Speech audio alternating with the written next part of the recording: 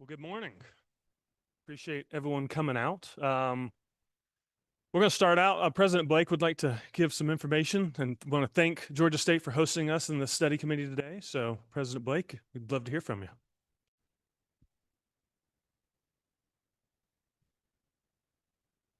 Good morning, everyone, and good morning, Chairman Clifton, members of our Blue Ribbon Study Committee, distinguished speakers, Attorney General Carr, and guests. We're delighted to have you here. On behalf of Georgia State University, welcome to the campus.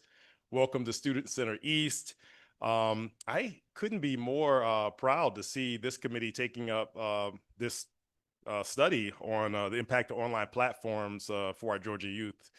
This is a topic for me. I have a 14-year-old, so it hits home. So very glad to have you here. Georgia State, we pride ourselves in being able to, I think what we do well is we just graduate our students. We have the most students from the state actually attend here, and 80% of our students, 53,000 students who graduate from Georgia State actually come and they work in the state. So we've always, accepted students from all backgrounds. We care deeply about our students and how they learn and how, they become active citizens for our state. So when I think about online platforms, we live in a time when online platforms allowing us to learn more quickly, access to data, the speed in which connections and networks are made are amazing. At the same time, you've got to be concerned about the health of our students, their attention. I think it's gone down to like 6 or 8 seconds attention span. So when I think about this committee and all that you're doing to look at this and for the well-being of our students, it's just, again, one of the things that I'm so delighted we're able to host you here. Yes, hopefully you're all set. We'll make sure that this turns out to be a great meeting. So thank you again and welcome to Georgia State and have a great meeting.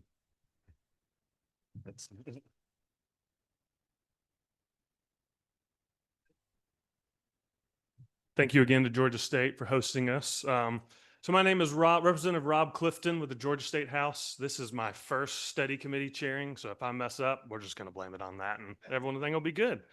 I've got an intro that I want to go through, kind of talking about this study committee, where we came from, but before we do, if it's all right with everyone, I'm just going to say a prayer over the day and the speakers and everything that's going to be said, so if you'll bow your head. Lord God, I thank you for this day. I thank you for everything that you've given us, Lord, how you blessed us. I thank you for the people in this room, the families they represent, Lord. I thank you for the speakers and for the experiences they've had and seen, Lord. I just pray that you put a calming spirit on this room, that we can hear from everyone and what's going on, Lord, that you'll guide us and direct us, that you'll give us wisdom and discernment, Lord. We love you. We praise you. In Jesus' name, amen. So I'll just jump into my intro and we'll get started if that's all right.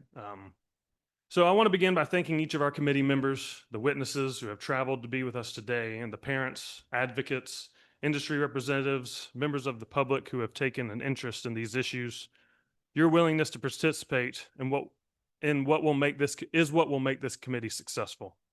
This Blue Ribbon Study Committee was created with one goal in mind: to better understand how platforms are impacting Georgia's youth and to identify practical solutions that help protect children while preserving the many positive opportunities technologies can provide. This committee is not about pointing fingers or arriving at predetermined conclusions. It's about learning. We want to hear from experts, families, law enforcement, researchers, technology leaders, and those who with firsthand experience. We want to understand where the greatest risks exist, what is already being done well, where gaps still remain, and what role, if any, the state of Georgia can play. One area of particular concerns is the way online predators can use these platforms to groom and manipulate children. Too often, these interactions don't remain just online. They lead to real-world meetings, exploitations, and in some cases, abduction of children. Parents often believe their children are safe because they're sitting in a room playing video games. I want to be clear, your kid is not alone when they're playing video games. The reality is they may be communicating with adults who have harmful intentions. We need to better understand how that happens and what we can do to prevent that. For me, this issue became personal several months ago. On my drive home after crossover day, At about 1 o'clock, after a nice long day, I was falling asleep about 30 minutes into the drive, and something just reminded me to, hey, go listen to this podcast about Roblox. It'll really blow your mind. About an hour into that podcast, I was white knuckling my steering wheel doing 100 miles an hour down the interstate. And I prayed. I said, Lord, if this isn't what you want me to move and chase after, take this passion away, because if not, I'm going a million miles an hour. The more I learned, the more convinced I became that we needed to bring everyone to the table to better understand this issue before proposing solutions. That's why I introduced the resolution to create this study committee. Over the coming months, I hope we can have an honest, respectful, and fact-based discussion. If there's areas where the industry is making meaningful progress, we want to hear about that. If there's shortcomings, we want to understand those as well. Our responsibility is to gather the facts, listen carefully, and make recommendations that help keep children of Georgia safe. Thank you again for being here, and I look forward to hearing from everybody. I am going to make a little change to the agenda. We're going to have Attorney General Chris Carr come up first, and then we're going to make a couple changes here as we go along. So, Attorney General Chris Carr, thank you for coming and speaking to us. Chairman, thank you so much for this, and I can confirm your story is accurate. Hey, you said I was driving back from crossover day and heard this particular podcast, and so I appreciate it, Chairman. I thank you. I thank you for your passion. I thank the committee and the members for your willingness to participate as well. Sean Conroy from our office is part of your group. He is absolutely outstanding. He's the tip of the spear. Many of y'all may have worked with Sean on any number of consumer protection issues, but he's been working on this issue with Jordan Watson, who, of course, works with y'all all the time as well. And so I thank you very, very much. We all know that social media is a major concern for Georgia families. And as a father of two daughters, I completely understand. As someone told me years ago when I had started having kids and we started talking about social media, they said, you would never put your child in the middle of Times Square, your 8-year-old in the middle of Times Square by themselves. So why do you think it's okay to put them online where they have access to the world? Let's be clear. This isn't just a public safety issue or a policy discussion. It's a major concern that's adding to the growing mental health crisis of our children in this nation. And over the years, social media has led to increased rates of anxiety, depression, suicide, cyberbullying, sextortion, and sexual exploitation among children and teens. And while the companies behind these platforms know all about the threats to our kids, families have been kept in the dark. In fact, not only has big tech persisted in trying to keep kids addicted, they've actively tried to hide from the public the dangers and the negative effects, but not anymore. So again, I thank you for all that you all are doing to protect Georgia's children. Mr. Chairman, you talked about Roblox, and I'll start. There's a number of things our office is doing to protect kids in this space, and the first one is the Roblox investigation that we just recently announced. We launched this investigation into Roblox to determine whether the company is violating our state consumer protection laws and putting Georgia's children at risk. Roblox has millions of children and teenage users, and what worries me most is they really do target younger kids. And what keeps me up at night is exactly what the chairman said. Who is on the other line? Who's at the end of that chat? Earlier this year, the Georgia State Patrol recovered 2 girls who went missing from their home in Florida after communicating with a 19-year-old stranger on Roblox.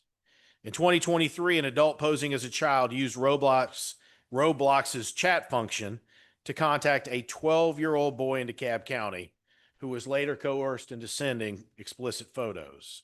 And these are just a couple of the many ways in which predators are using this particular platform to groom and harass children, and parents deserve answers. That's why we launched this particular investigation, and we're determined to find out what Roblox knows, what they're doing about it, and if they have lied to Georgia's families about safety on their platform.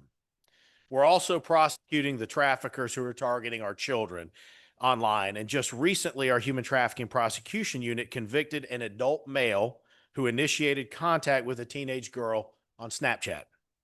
The online communication led to an in-person meeting and eventually turned into child sex trafficking. And unfortunately, this is how the majority of our human trafficking cases start, through conversations on Facebook and Instagram, Snapchat, Roblox, TikTok, and any other platform where two human beings have the ability to communicate.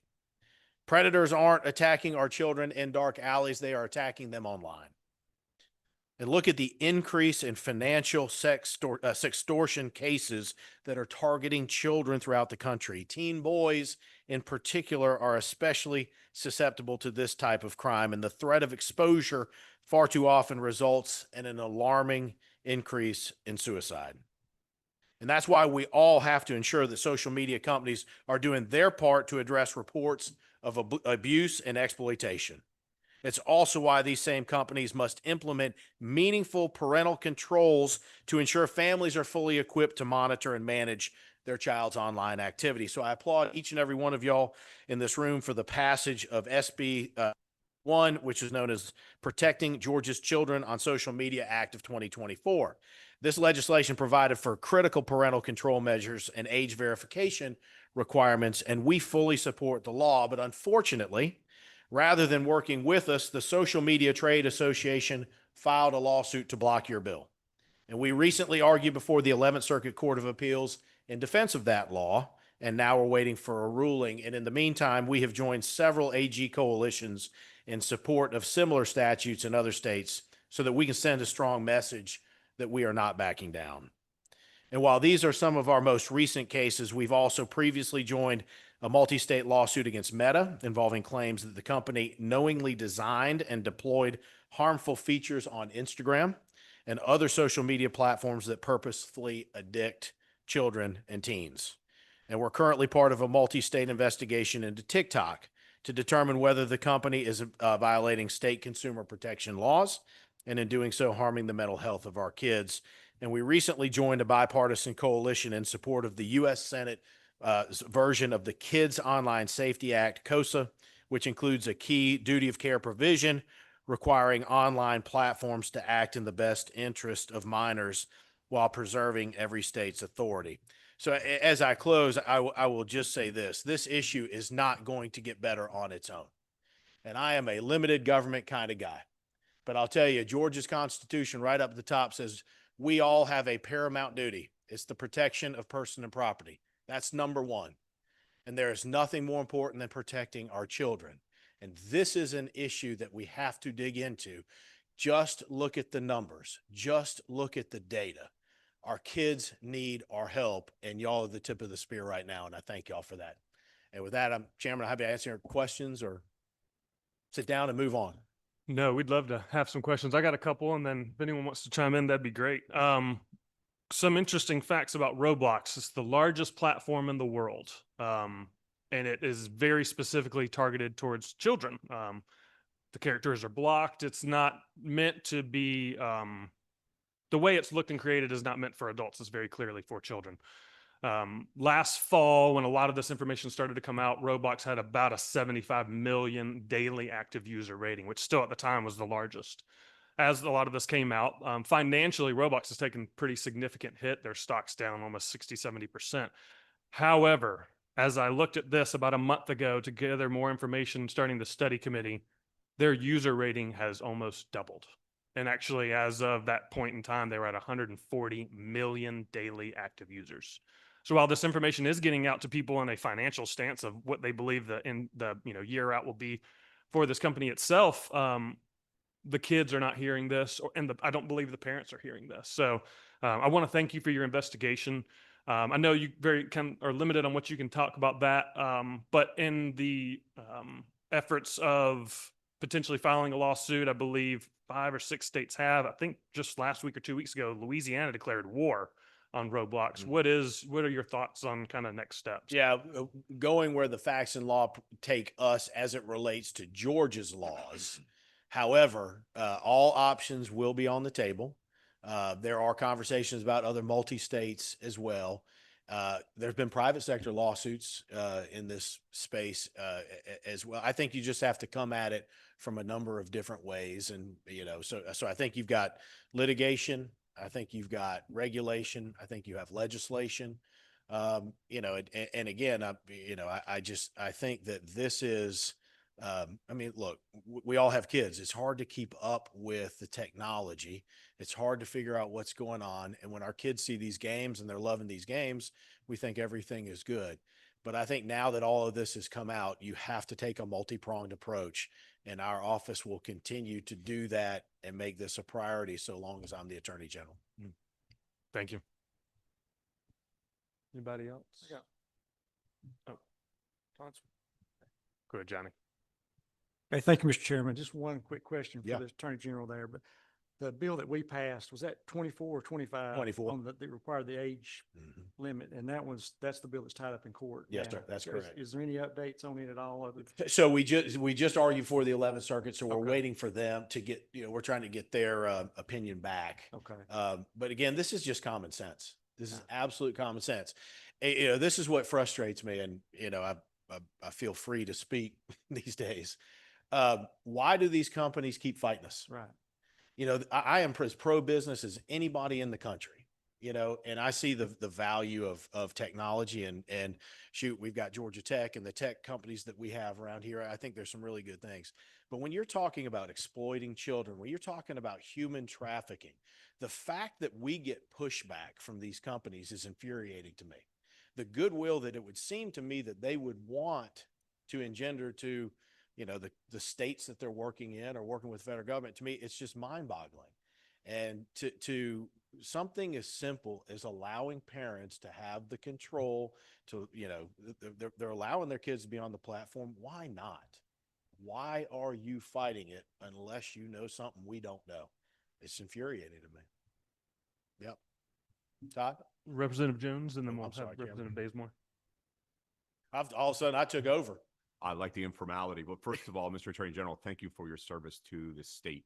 Thank you. And in respect to the separation of powers, I want to put you a little bit on the spot. Sure. If there was one arrow in your quiver that you don't have that the General Assembly could conceivably provide to you in the early part of 2027, what would be that arrow in the quiver that you'd like to have? So, not putting on the spot, I wanted to kind of see the direction that y'all are going in and where y'all wanted to go, but we want to be a part of having that conversation. You know, part of what I see right now is, again, where is the help when we have cases like human trafficking? Why are we having to go out and file lawsuits as it relates to kids? We have done this with you all in the human trafficking space in many different ways as it relates to maybe AI or taking, you know, someone's image. But we wanted to see what direction y'all were going to go in, but then we're happy to work with you to figure out what that may be. And Sean can help with that as well. Representative Bazemore. Thank you, Mr. Chairman. Thank you, Mr. Attorney General. Yes, ma'am. Recently, I understand that a state has eliminated those individuals from under 16 from having access. How difficult do you think that would be in this state to do, and would it be beneficial? Oh, to well, start let me just, well, I'll say this. I commend you for banning cell phones in schools. I think that's a tremendous, it's needed. Look, that's a policy discussion that y'all could have. And, you know, I think there are, you know, potentially legal considerations. There's probably practical considerations. There may be, you know, political considerations on that. But I think those are the kind of conversations that y'all could have and should have, and see what ends up, where y'all end up being. But again, the data is there. And look, we all have it. I'm a parent. Let my daughter have Instagram and, you know, Facebook and all that type of stuff. But the reality is, the more time they spend on social media, the more anxiety goes up, the more their stress levels go up, the more suicide rates go up. They're spending less time with other human beings. I mean, again, I think we are relational creatures that have souls that are looking for each other. But this separation, you know, I personally, I just don't think is healthy. Where that right balance is, I think that's, you know, I defer to the enlightened conscience of the legislature. Thank you so much. Anybody else? I have one more question. Yes, sir. Congress has recently introduced HR 7757, the Kids Act. I think it just happened like a week ago. Have you looked at that or I had any don't, input? but I'd be happy because the Senate version that I mentioned to you, the one that's got the duty of care, I'm aware of. That Okay. other one I am not familiar with. So in a general sense of it, and Okay. I agree that And we'll look into it. the Senate one is a little bit better. One of the things that I guess to be honest, a lot of what they're doing is good. My problem becomes is one, this would supersede all state legislation, is the way I understand this legislation for it to go in place, and it would become a federal issue, which would prevent states, and I believe even civil, where from people being able to go after these platforms. Yeah. So can you talk to that? I know. I can in general terms. It kind of goes back to what Representative Jones may have been asking about what arrows in the quiver. So here's the way I look at it. I mean, I'm a constitutionalist, all right? If it has to do with national security or interstate commerce or federal criminal, yeah, Congress should deal with that. Yeah.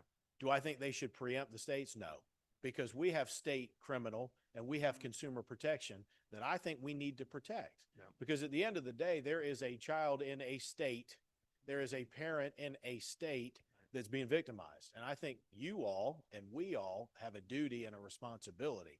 I am sure that the companies would love to preempt it.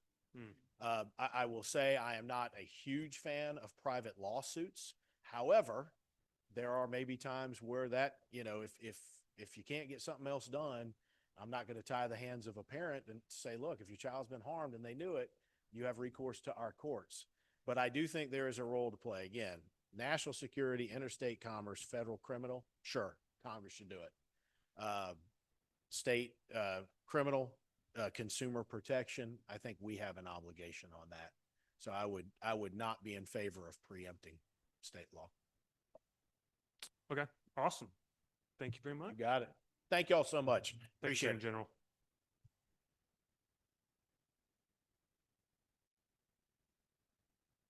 Before I move on, again, remind everyone this is my first committee meeting. I'd be in trouble if I didn't recognize my beautiful wife that came here to help me carrying our newborn 4-month-old over there. Thank you. Thank you, Lauren, for keeping me straight. Just to go a little bit more before I introduce our next speaker, I have two young kids, now 3 young, and I want to be clear, I'm not against video games. In fact, I grew up playing video games. A lot of this came from I bought a Switch for my kids for Christmas. I wanted to play Mario Kart with my kids. And in doing that and looking a little bit of some YouTube stuff, all of a sudden Roblox popped up and my kids wanted to play Roblox, which I found interesting. Nintendo does not allow Roblox onto their platform.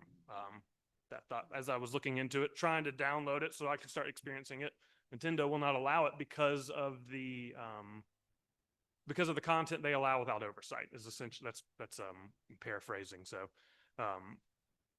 So I want to introduce our next guest. I actually was planning on putting a little bit of some information on the screens on the podcast that I listened to, but we have something even better. We have the man himself that was on the podcast that, in my opinion, really started this conversation nationwide.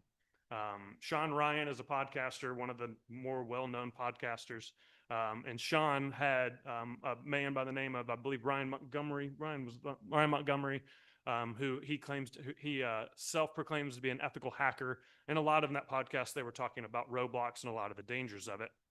Correct me if I'm wrong, but Ryan Montgomery introduced Schlep to Sean Ryan, and their podcast, Schlepp's podcast with Sean, was the one I was listening to on the way home when I heard about everything. And so I won't give too much up, but Schlepp's experience with this direct personal experience with this platform is a big reason, is the biggest reason why we are here today. It started this for me. It started conversations in the House with other representatives.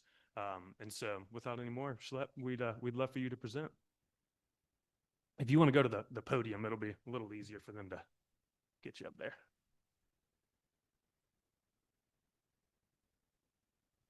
Yeah, so hi, I'm Schlepp, and I'm a YouTuber who I got 6 child predators arrested within the Roblox community in about 10 months, and it was very shocking to see the company's response to this.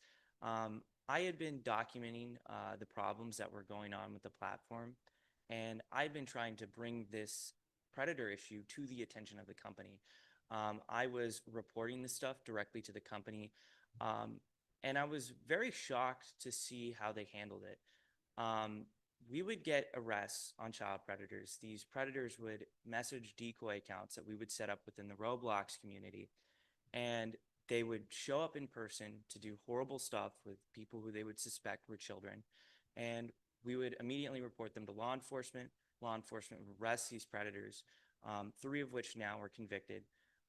One is, two actually are on the sex offender registry. One is mentioned in one of the state lawsuits filed against Roblox. And during these arrests, or after we would go ahead and get these guys arrested, we would send all of our information to Roblox. And in multiple cases, they would not take it seriously. They would leave these accounts up until after I would make a video that'd be posted on YouTube, which would eventually get millions of views. And only then would Roblox take action against these child predators. And it was something truly shocking to see because as a kid, I had my own experience on Roblox, and that is how I got really involved in this sort of work. And I was groomed on the platform, and I had a suicide attempt due to my own grooming.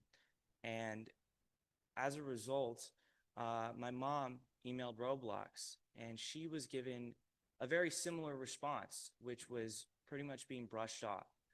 And I have been documenting and showcasing the gross negligence of this company for multiple years now. I've seen developers on the platform, major developers, boycott the company for their safety issues and their failures. And it has become such a problem to where only a couple of weeks ago, I did a panel with Chris Hansen at a major crime convention. And on a panel in front of thousands of parents, Chris Hansen was able to showcase the predators operating on the platform within seconds of playing some games on the site. And that stuff's horrifying to even think about. I mean, there's videos that you can see on YouTube where safety advocates go into schools and they ask children in classrooms, have people tried to get you off platform to do inappropriate stuff? And half the kids raise their hands. So, I mean, this is a systemic problem. Parents don't realize how widespread this is. And, I have a lot of kids that message me, and daily I get emails, I get messages. It's all of them is just predator this, predator that. I've been playing the game, I saw this, and just some of the most horrific content has been allowed, and it's truly sad. Yeah, and after what was very shocking though, after I got these 6 child predators arrested, the company's response to it, rather than to go after these predators, they decided to actually go after me legally. They sent me a cease and desist letter, threatening to sue me for computer fraud. I made it pretty clear to the company that I would sign any contract. I just wanted a line to report these people to them. And I even went as far as to say I would stop doing videos and all of that if it meant that I could actually make meaningful change to the company. And, they went as far as to give me a legal threat, and, and as a result, they faced a whole horrible PR disaster that followed, probably one of the worst ones in the history of gaming. The following week, Liz Murrell filed her lawsuit, the Attorney General of Louisiana, and the company lost around $14 billion worth of stock by the end of the week. So it was a pretty big deal. And yeah, all I've been doing is trying to raise awareness to what this game is allowed, and the very horrible problems that has proceeded to happen and is continuing to happen. Thank you for so to be clear, you after, being groomed on Roblox, part of you wanting to, work through some things is you wanted to help people like yourself on Roblox. So you went on, I guess, got legal information, from what I understand, on how to catch predators on Roblox, to not entrap or whatever. And then after having 6 people arrested, I think at the time 2 people convicted, and every time you were sending this information to the authorities, you were sending that same information to Roblox. That's when they sent you the cease and desist and kicked you off the platform. And then I guess it was a week later that they sent a PR. The PR statement he's talking about they sent out was they told the world, we will not allow vigilantes on our platform. Not we will not allow predators. We will not allow vigilantes. It's my understanding that Roblox will not allow police to conduct investigations on Roblox as well. So, and I believe from what I heard from your podcast as well, if at least at the time, if a predator was communicating with an individual and they felt they had been compromised, if they unfriended that person, that chat log was gone, like forever, even under order. It would delete itself from their database where they could not access the information. So again, a lot of that is, well, tell me more of kind of what you feel about kind of how that's happened. And I mean, you've been in this for a while. You've been a big player in this, and Yeah. a lot of people. And one more thing I think you told me that I think you didn't say is when Chris Henson was on stage and playing Roblox live in front of this thing, Roblox killed his account Yep. live. Mhm. Yeah, in front of thousands of parents. In front of 1,000 people and parents, Yeah. they disabled his account. Mhm. Now, I think that you said they gave it back to him later, but No, actually, the account, as far as I'm aware, is still banned. And Okay. they banned Chris Hansen for apparently inappropriate behavior. The accounts that Chris Hansen was messaging him, like Chris was not engaging. These people were asking to move the conversation to Discord or to Snapchat and all of that. Those people were left on the platform for quite a bit of time. And, the games that I was showcasing were games that I had brought awareness to for a very long time. It was stuff that I was showing, like on the Sean Ryan show, that there were these games based off of stuff like Omegle, which is a chat website that was sued out of existence, have been recreated and replicated onto Roblox. And predators utilize these heavily. And literally within seconds of joining these games, they will contact you. They will try to get you from Roblox to platforms like Discord, Snapchat, these private communication sites, and they're immediately trying to get nude pictures out of you. The company definitely knows about these games, but they keep resurging. They immediately come back when one gets taken out, immediately comes right back onto the platform. And these are huge safety concerns with the site. And I wish they really took this stuff more seriously. It shouldn't be possible where you can play a game on the site and be contacted by child predators within seconds. I think that is just absolutely outrageous, and it fundamentally goes against every single promise that Roblox is making to parents. Tell us about some of the content on the platform, the games themselves that you've experienced. Yeah, I've seen a lot of really horrific stuff on the platform. A lot of it ranges from predatory content. Something that I brought a lot of awareness to on the Sean Ryan show was there's a lot of mass shooting games on the platform, games that are specifically designed to replicate real life shootings, where they have the names of the victims above their heads, of where the victims were standing. They have the same guns, like the exact same models of the characters of what they were wearing, like literal one-to-one recreations of these shootings. And, after you finish shooting, it has a leaderboard of all the people you killed. This is something that Roblox is now starting to actually take action on, but for a very long time, they were allowing this stuff to exist on their platform it didn't take a long time to even find this sort of stuff. But to the more predatory side of the platform, I've been sent some of the most outrageous things possible, things that would, any parent, if they saw this, their kid is immediately off this game. Kids have sent me like photos of like CSAM that have just been uploaded onto the platform. And, there's been shock videos of people suiciding that I've been sent, and graphic material that has been uploaded. And the idea that you could join any potential game and be exposed to this content, um, that's horrifying, and traumatizing for a child. And, I think a lot of what I see with Roblox's responses to these statements is less, or to this sort of content on their platform that's proliferating, is less about acknowledging it and more of watering down these topics and more of trying to smooth it over, that we're trying our best, but they really need to truly acknowledge this problem and really give some actual statements on what they're planning to do to fully stop this. Yeah, talk even more about some of those games. One of the ones you were alluding to was the Sandy Hook school shooter. They had recreated that to the level of detail of the police report.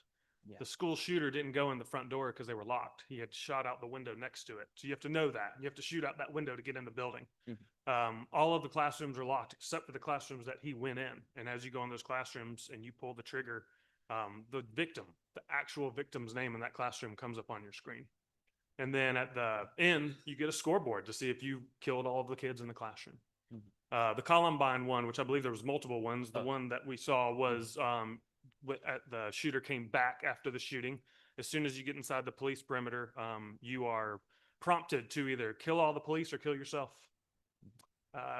We'll go into this a little bit more, but again, at the time, every mass school shooting had been recreated on that platform multiple times. And again, at the level of detail of the police reports.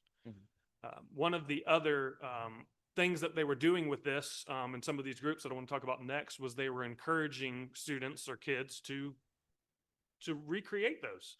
And they would tell them, if you go shoot your school up, we will recreate this on the platform and you'll live forever. So moving towards some of these groups, tell us more. I know 764 is a giant group. I've seen some articles recently. The FBI is looking into them as well. So tell us more about kind of some of these groups, what they look for. Yeah, absolutely. I think one that I can specifically talk in a lot of context about was it was a pretty shocking one that appeared on the platform like this. It was a Roblox, and I say this in quotes, cult called Spawnism.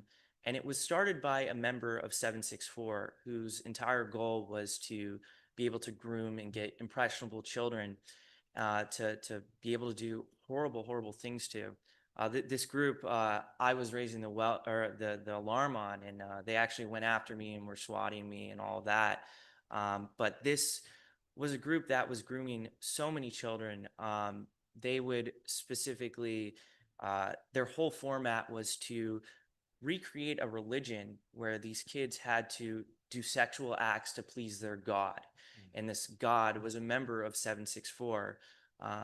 And he would sextort them. He'd publish their nudes online. He would do absolutely horrific things. And it was a whole ordeal. And, as far as I'm aware, Roblox has never made any statement about this, but it was something that was very serious and was causing a lot of damage. The FBI came to my house, and I ended up having to put them in touch with some victims that I was approached by from this group. But I've seen some really horrific stuff when it's come to 764. There were games on the platform where these people would specifically go into to hunt for children. One that has been mentioned in a lot of the attorney general lawsuits was called Dollhouse Roleplay. And that game, within seconds of joining, you could find people within these, they're called the comm community, in 764, all these different things. You would find these people just openly about in these games. I was, before any of these lawsuits happened, I was in an article by The Sun showcasing that this is the content within this game, and this is a place where these people are hunting for children that you can see in real time. And I've seen content within that game where people will get, like 764 members will sextort these kids, will get them to self-harm, and then they'll actually upload those self-harm images onto Roblox and then flaunt them around as avatar accessories to showcase to other users within games on the platform. So I mean, it's absolutely horrifying. especially 764, what they've been doing. I know a dad who lost their child from 764 related to Roblox. It's truly some of the most disgusting stuff. Yeah, I know we have a big problem with bullying in America, and kids picking on each other and saying they'll do this or do that. The follow through tends to be maybe not as much. It's a threat. This 764 group would consider themselves nihilists. Nothing means anything, and in their mind, they believe everyone should suffer. So once they get this picture or whatever, as they are pretending to be someone that they love or whatever. There are plenty of people on there that do that and then ask for money and are extorting these kids. And it's funny. One of the first things that they threaten them with is, "I'll tell your parents." Can you imagine a kid being told, "I'll tell your parents," and that being enough to do anything so your parents don't know, when your parents are the ones that can protect you? But this group, correct me if I'm wrong, please, Schlep, they have about a 200-page manual that they give the members that categorizes age, sex, likes. And once you kind of get your minor into whatever, it gives you a step-by-step on what to do, how to do it. And this group doesn't just threaten. They will send it out. They send the information to parents. They ruin these kids' lives. One of the things, their favorite things to do is, I think they call virtual funerals, and they convince these kids to commit suicide on live feeds. Mhm. Yeah. I know a dad who, the dad I was talking about, he believes his daughter was what I would say murdered by these people from 764 on one of these virtual funerals. And they are so sophisticated with their grooming and how they do it. They utilize so many different strategies like love bombing and all of that to really try to build a connection with these people. And I think one thing as well that really has made it so easy for groups like 764 and just predators in general is the currency surrounding Roblox, which is called Robux. This currency is something any child will pretty much do whatever for. To make a successful game on Roblox, you have to make the most addictive and monetizable game on the platform. They prioritize engagement and revenue. And as a result, the top games on the platform are stuff you can almost compare to like walking in a casino. And you have to obviously buy this currency. And these kids want it. They will do anything for this currency on Roblox. And as a result, you'll see groups like 764, you'll see predators, they'll utilize Roblox gift cards because they're very hard to trace, and just anything to do with their currency. If you send me this photo, I will give you this Roblox currency. And that is what a lot of this extortion starts at, because it goes straight from there as soon as the nude picture is sent and immediately straight to blackmail. Well, I have a couple other questions, but I'll let some other people Representative Camp. Yeah, thank you. And thank you for being here to share your story. I did listen to the podcast, and you were very honest in all of that. And I appreciate you sharing your experience. For all of us who are not on Roblox, just to verify, there is a monetization to this. And so someone at some point in time is paying for these games, correct? So it would go to say that the minors probably are using a credit card or the gift cards, as you alluded to, correct? Yes. Is there any type of age verification that you're aware of from your experience playing, or is it just entering a credit card number or the numbers on the back of a gift card? So as far as I'm aware, on Roblox, let's say you have a gift card. You can go in any store and buy a Roblox gift card. To redeem that Roblox gift card, you just put in the code, and it's like putting in an Amazon gift card. I don't think that there is any form of age verification or anything like that to access that. All right. And then I got another question, again, because I'm not on the platform, but I've been to several stores recently that do sell gift cards, and I have seen the Roblox gift card. So I appreciate the information on that. But are there advertisers on Roblox? Yes, there's a lot of advertisers on Roblox, and I think it's kind of interesting to see what some of these companies' perspectives are now that all these safety concerns have come out. For instance, Disney a couple months ago Variety wrote a piece that apparently they are not even considering touching the platform because of all the safety related issues. But meanwhile, you'll see a lot of other big companies. For instance, I believe one was Sega. They have a pretty massive Sonic game on the platform. And what I thought was very shocking was during one of the interactions where I caught one of these child predators. He's now a convicted child predator. Advertisements for these companies were appearing in the background, and it was absolutely appalling. You know that this is a live grooming situation, and in the background is Sega with their new Sonic movie. You know, I don't know if these companies are aware of what's taking place on the platform. They definitely should be aware, and you know, in that specific instance, their brand was literally the backdrop of a grooming of now a convicted predator. All right. Thank you so much. I certainly appreciate you being here. Thank you. Representative Thomas. There we go. Perfect. Thank you. As for somebody that's not really super familiar with the platform either, can you tell me a little bit about what's the typical entry into this ecosystem? So to access Roblox, you can make an account as young as a 5-year-old, and you can pretty much play. You have to use an age verification or do an age face verification, but Roblox allows you to play a handful of titles all across their platform. The age verification stuff currently on the platform is unbelievably easy to circumvent. There is a ton of videos all across the internet of kids bypassing it, of doing different things to get around it. But what I was most shocked to see is that you can just buy an account for as little as 50 cents and be able to access anything you want. You can. What I think is really alarming about that is how Roblox's chat specifically works, where you can only talk to people within your select age group. So these people who are buying accounts, they can select pretty much any age group that they want to talk to, and buy an account for as little as 50 cents and talk to, you know, anything that they want to. And when that initially came out, people were labeling it as the Predator Buffet update because it literally allowed predators to talk to any age group they wanted to.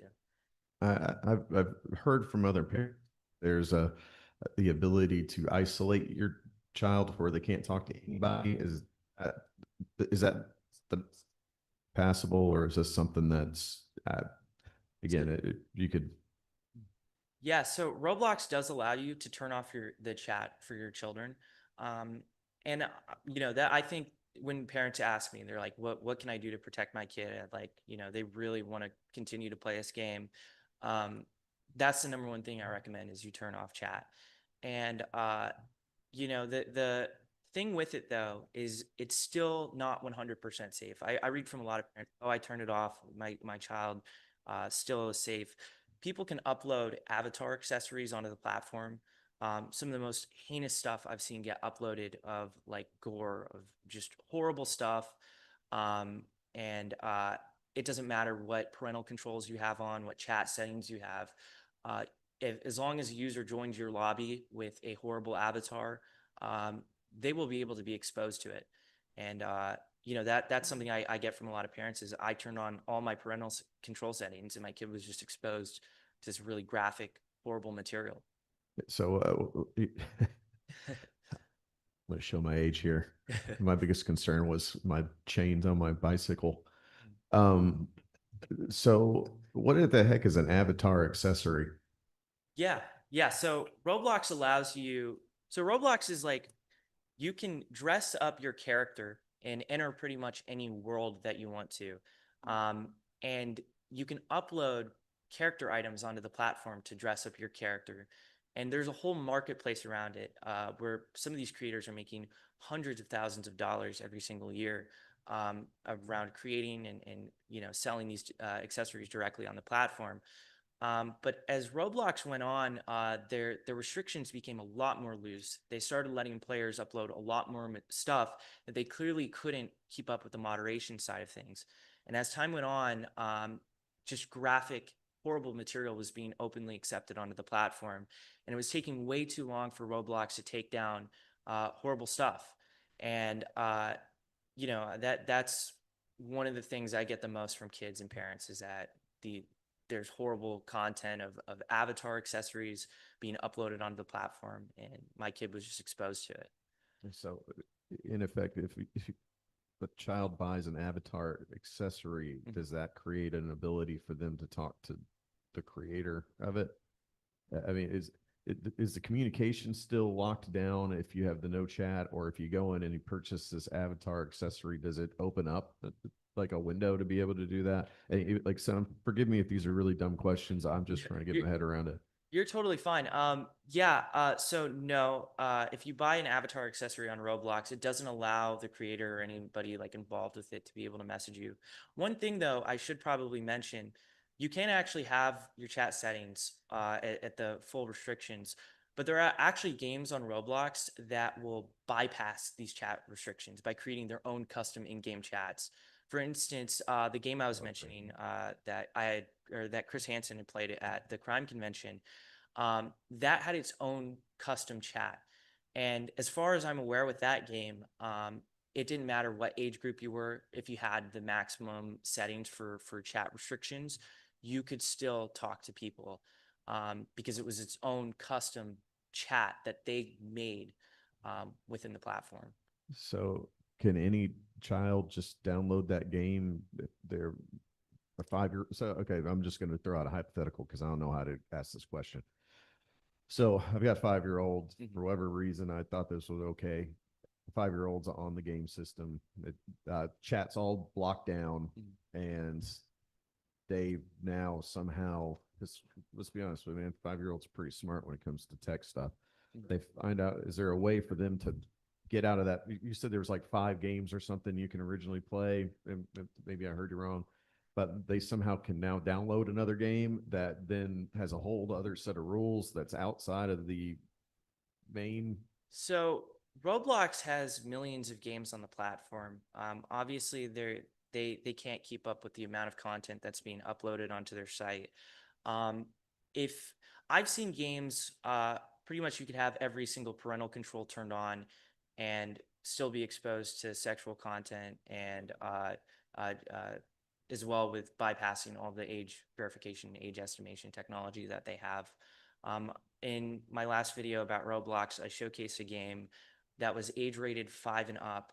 That was a sex game with nude avatars, with genitalia, physics, fluids, everything that you could possibly imagine. It was a very graphic sex game that was being like you could have all of your parental control settings on. A child could still play it. And also, Roblox's own algorithm recommends these sort of games. They sometimes will appear in people's recommended. So this is stuff that, you know, you don't have to go searching for. It's being shown to you Okay. as long as you're a user. So it's actually being popped up on a screen. Yeah, so I it's guess my question is, do YouTube. the parents have any control over the child downloading these other games that maybe they're not aware of that seem to bypass some of the general rules that the main system, which I guess is what I'm going to call it, has? Yeah, I mean, some of these games are have like egregious like violations of Roblox's rules in terms of service. But yet they let these games rack in millions and millions of plays and hits until finally it becomes a media problem for the company. And only then does Roblox finally make the decision and the call to take these games down. And I think that really calls back to a lot of what these lawsuits are saying, where Roblox putting profits ahead of safety because they're making money on these games. I appreciate you providing us your perspective on that Yeah. system and your experience. Mhm. So Of thank course. you, Mr. Chairman. That's all I have for right now. Yeah, to add to that a little more, so the school shooting games, at least for the most part, have been taken down. I've got a big IT guy that I've had try to deep dive, and he said the games are still available on private servers. So where these groups can send them to people and they can play them on their own private servers, but the general public, they cannot necessarily find some of them. And some of our research here recently, they just took down over 100 games that were all dedicated to the Charlie Cook assassination. And so Brad, just one more piece, like the accessories he's talking about, think of it like a shirt. And in fact, I haven't had as much experience as I've wanted with just kids and busy, but the little bit I've gone on, it was a like a roller coaster game. And one of the people that came up to me and interacted had basically a Satanist shirt. There was devil horns and a pentagram and other ones that were definitely leaning more towards explicit content. And I was under 5 and under. And so to even add one more step, so as of now, or at least as of the last time I played it, in order for the chat to work, you do have to do a facial verification. But as Schlep alluded to, you can buy these. I mean, you buy an account. It's just a username and a password. So you can go buy an account that has already been I guess pre-certified. I mean, I did not do it for reasons of legality, but I could have had my daughter's face use it. There's questions on what are they doing with those pictures out, so just to give a little bit more, that's kind of more of, Ma'am, Mr. Chairman. yes, sir. Has anybody contacted Roblox and asked them to sit in front of this committee so we can start asking them questions? I wouldn't know how to contact Roblox. Well, I've been pretty I promise I'm about, watching online right now. well, I'd love to have them come and talk. I've been pretty vocal about how I feel about it, putting the articles out, try to push it, media wide, and no one has decided that they wanted to reach out to me. I wouldn't know how to reach out to them, but if they're watching, I'd love to have a conversation with you. Thank you. I have a question. Representative Herring, and then we'll come to you, Representative Glades. Thank you, Chairman. Is it on? Thank you so much for being here today and for Thank your you. courage to stand up for children and for yourself. So thank you for honoring your truth and being here today. I just have a couple of questions, and to your point about if my child, because my daughter growing up, I have adult children now, if she wanted to get on Dollhouse, for example, I allowed her to get on there as a 5-year-old. Are you saying that there can be when she's on there, and I've already approved it, there can be various advertisements or something that pops up onto her screen for her to join without me, giving permission or anything during the time that she's on that game? Is that how that works? Or because I'm still trying to figure out if I have all of these settings in place to protect my child, she gets on a game and I walk away, there's something that can immediately pop up that's in the form of an avatar to get her attention, and therefore she's allured into this kind of situation that I didn't know about. Is that how that works? There's there's a lot of different types of predators and that use the platform. One of them is predators that upload just horrific sexual content on the platform to expose it to as many minors as possible. They actually have a whole thing for this called EPI, which stands for Early Porn Introduction. And that is pretty much what they're trying to do, is expose children to pornography so that they themselves become addicted to pornography like how they were. And it's absolutely horrific. And it's something that I've been seeing a lot in terms of common with a lot of these Roblox predators. But if you make an account and it's set to 5 years old, someone can put on anything that they want to on their character, and they can expose it to your child. And that's something that I've gotten from parents, that they have told me that their child, very young child, has played Roblox. They had all the parental controls on, and they were exposed to this, that, the other. And the other thing too is that predators will join innocent Roblox games, like games about horses and just very normal sort of like a game a 5-year-old would play, or someone very, very young. And they will join these lobbies, and they will say like, hey, I have all this currency within this game. If we could go on this platform and we can do this, that, the other, I'll give you this currency. And it leads from there to sextortion. And that's becoming increasingly more common. And with these lawsuits, especially the civil ones that have been filed against Roblox, it very graphically details exactly this. Like, for instance, I read one about a child who was in a game called Pet Simulator, who met a predator who was offering him currency within that game. and an innocent little game about pets, and they ended up becoming a victim of sextortion. And it really is horrible, some of these cases. I mean, it is truly shocking, and I really encourage everybody to check out some of these civil cases that have been filed against Roblox. I just have one more, Mr. Chairman, if you don't mind. Please. Thank you for that. Mhm. First of all, I wouldn't have my 5-year-old on the platform anyway, but that's just me as a parent. You mentioned Discord, Yes. and I remember on the podcast you said this is now one of the most dangerous platforms. Absolutely. Can you explain that one? Yes, Discord is easily one of the most unsafe platforms. I would say Roblox and Discord are kind of the perfect storm, because Roblox funnels its users onto Discord. They have direct integrations on the platform. They're doing like stuff with each other's platforms, and if you're an account and you have social media links, you can go directly from a Roblox game into a Discord server, or from on the Roblox webpage. And kids have been kidnapped through that. They've clicked links from Roblox, they've joined Discord servers, and they've met child predators through them, and they've ended up getting kidnapped. Um, and the Discord in itself is a absolutely horrible platform in terms of moderation. There's a lot of documentation to show this. Specifically, some of the worst stuff I've seen in moderation is Europe makes these companies have to go ahead and publish their moderation logs and how they are banning these people related to child safety issues. And some of the most egregious cases were showing that accounts with more than 200 child safety violations were being unbanned, let back onto the platform, unbanned, let back onto the platform. Same exact accounts. There's a lot of studies on this sort of stuff.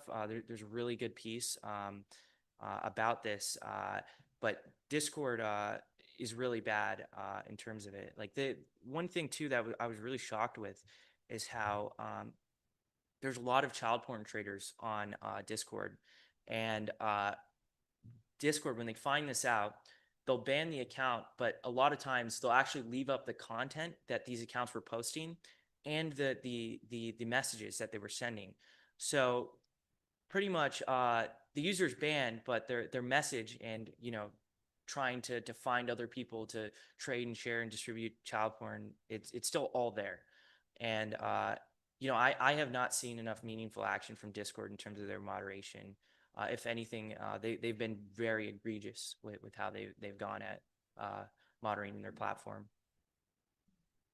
For those of you that don't know, Discord is essentially a chat app where people just go on and talk. It's just to communicate. Yeah, it's just a chat. That's all the service really is private chats, open chats. That's essentially what Discord is. So, Yeah. Representative Glaze. Okay, thank you so much. And Slep, thank you for, I think today I'm going to call you one of my superheroes. Thank you. I appreciate it. And as a grandmother, I'm just taken aback by the level of horrific content. My 8-year-old came in town, and an 8-year-old grandson, and he said last week, I've got some phone numbers I want to call. My friends are going to teach me how to play more games. And I was just unbelievably just taken aback by that he had phone numbers that he could call, and somebody's trying to teach him to play a game. And I said, absolutely not. Give me your phone. Let's take all of this out. But more importantly, my questions are around our parents and grandparents. Are there sites available around consumer protections to give them basics? And then if they are, how do we help them get that information out? We've got several statewide phone services around mental health. Is there ways that we can use some of those sites to help parents learn more? That's one. And then are there places and repositories where students or young people themselves can report sites that have graphic and horrible, harmful information up? And then this is probably for the AG. The third one is there not legal grounds for class action lawsuits from Georgia to these companies such as Roblox and Discord? Yeah. So to answer your question, I definitely think education is really the key thing here that parents really need, and it goes not just with parents but also kids. You know, one of the most important things that I tell parents, and I think every parent should tell their kids this, is that uh, you know, if they see something or if they do something that they're embarrassed or ashamed about, that they should feel the need that they can actually go to them, that they're not going to get in trouble. You know, that's the number one thing I hear from kids that come to me about, you know, abuse that takes place, is that I'm too embarrassed to go to my parent because this, that, the other. Um, and yeah, I definitely think that there should definitely be more in terms of education. I've been helping the Pennsylvania State Police on a program that they're doing, educating parents about platforms like Roblox and Discord. But I think really that's a very fundamental thing that needs a lot more of just education and being able to help find and identify and, you know, spot these problems before your child does. And, you know, the first line of defense is your child, you know, making sure that they know that you are the person to go to if they see something bad. But yeah, yeah. Thank you. Mhm. Thank you.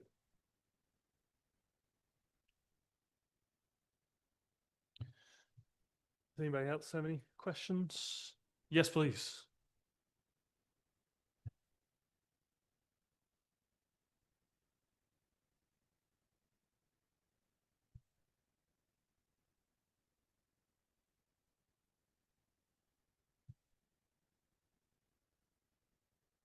Mhm.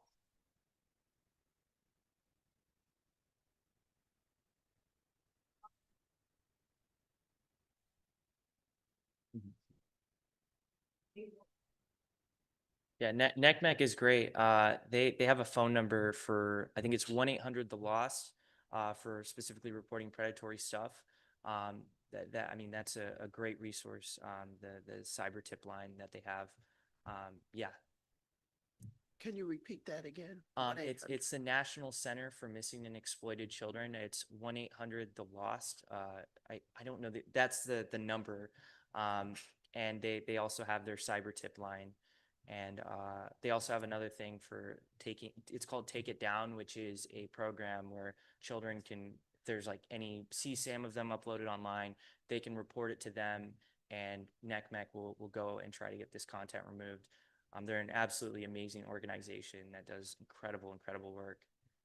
Can you give us that number one more time? 1-800 what? The Lost, The 1-800 Lost? The Lost. Okay. THELOST.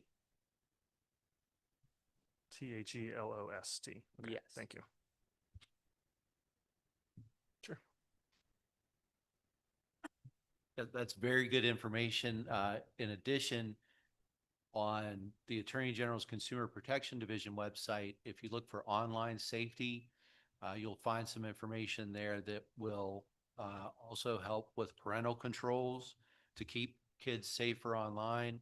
And to the question, a very good question, to what action can consumers, citizens take? Our Fair Business Practices Act has a private right of action in it. I'm aware of private lawsuits in Georgia involving some of the social media companies, Roblox, and we're involved using the Fair Business Practices Act, as the Attorney General mentioned earlier, in the Roblox investigation. Mhm. Yeah. Thank you. Anybody have anything else?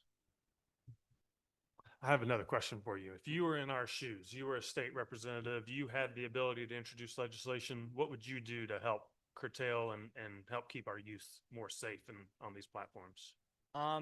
I definitely think that these platforms need to be more regulated and transparent regarding what they're doing in terms of moderation. I think that these reports and the actions they're taking should be published. It should be something that the public can actually view, to see if Roblox is making meaningful action in regards to their reports and their user feedback and all of that sort of stuff. You know, it shouldn't be gate kept. And I think that in itself would be very telling on the platform's true ethics and how they view moderation on the website. But I think that's just one thing. I think another thing is, you know, a lot of the people at the company have really shown, just specifically Roblox, that they have they've made some real strides in terms of doing the exact opposite of what, you know, would be considered good and ethical, and in terms of how they moderate their platform and all of that. You know, I mean, this is more of a I really think investigating these companies directly is really what needs to happen to see what their practices are and what they're doing. And you know, the Florida Attorney General, he's suing Roblox, and it started with a normal subpoena, and then it was upgraded to a criminal investigation. And he told Chris Hansen that based on the initial subpoena, he saw information that was so just incredibly shocking that it was updated to a criminal investigation against the company. So I mean, this company is now being criminally investigated for their moderation practices and the stuff that they've been allowing. But yeah, I think that there definitely needs to be more regulatory stuff. These companies just have way too much free reign over what they're doing. I find it interesting that some of these, you know, another very popular game, Call of Duty. I want to say a year ago they had issues with chatting with people, more of the offensiveness of it. And they've done a pretty good job. They put in what I believe to be an AI bot that reads transcripts of every conversation you have while you're playing the game. If you use explicit, derogatory language, you're kicked off. They kick you off the platform, and I believe it's every couple hours it rolls through all the transcripts of as you're talking, you know, and kids talking through those games to each other. You know, that's fine, but again, they are having issues with this. They introduce technology, and from my understanding, it's gotten a lot better because kids want to play. That's what all of this becomes: is kids want to play this game. Yeah. And so they're not able to use this, and if they are, again, they're getting kicked off and banned from the platform. I find it interesting that in a game that is made for adults, it's rated for adults, rated M for mature, they're implementing this technology. Whereas you have a game made for children. Why is something as simple as that? Something at the company, I mean, Roblox is $1 billion company. I mean, it's not a financial aspect of them to put these in play. And as I've talked to some of the technology people, and they said, well, that could be a barrier for some of these smaller platforms in putting this in play. But why not Roblox? Why not put this in play for a protection? It's, I don't know. I find that interesting. And that again, and I will give Roblox some credit. There is a lot of things that have come in. This chat bot being a facial ID that gives a general age is something they put in new. They now have they're separating the groups to where you are more, whereas before everyone could play the game together, you're supposed to not be able to play certain games without certain people. But again, unfortunately, for 50 cents, you buy an account and you can have any age you want, and then you've bypassed any of the securities or measures they've taken to that point. So, is there anything else you want to share before you're? No, I just want to say I really appreciate the time that you guys have given me, and to be able to share my experience and the knowledge I have about the platform. And I'll be around here. So if any of you guys have any more questions, you guys are more than willing to come and ask me. So yeah.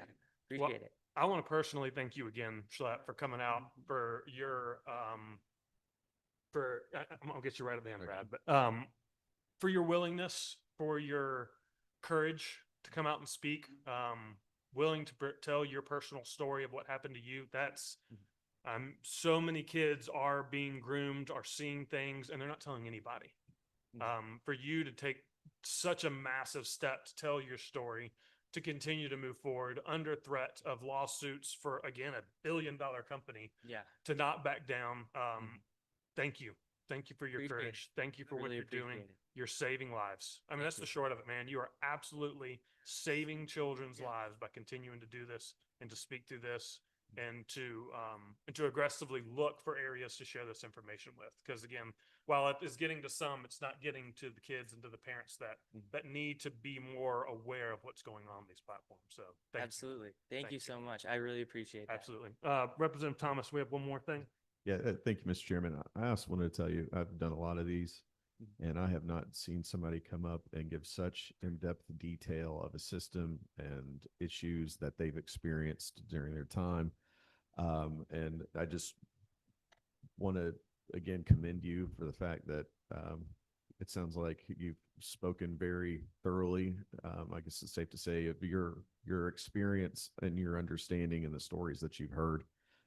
Why you've been out doing the things that you do to bring things to light. So thank you for telling us about everything that appreciate it. you've Thank you seen so much. and your perspective on things. So I appreciate it. Thank you. Thank you. All right. Thank you very much. guys.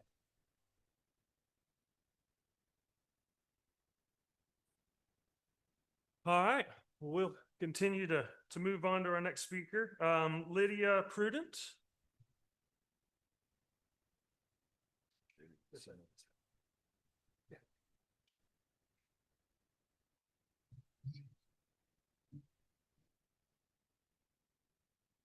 Thank you, Lydia, for being here. If you wouldn't mind just telling us your name, who you're with, and your quick background, and then have at.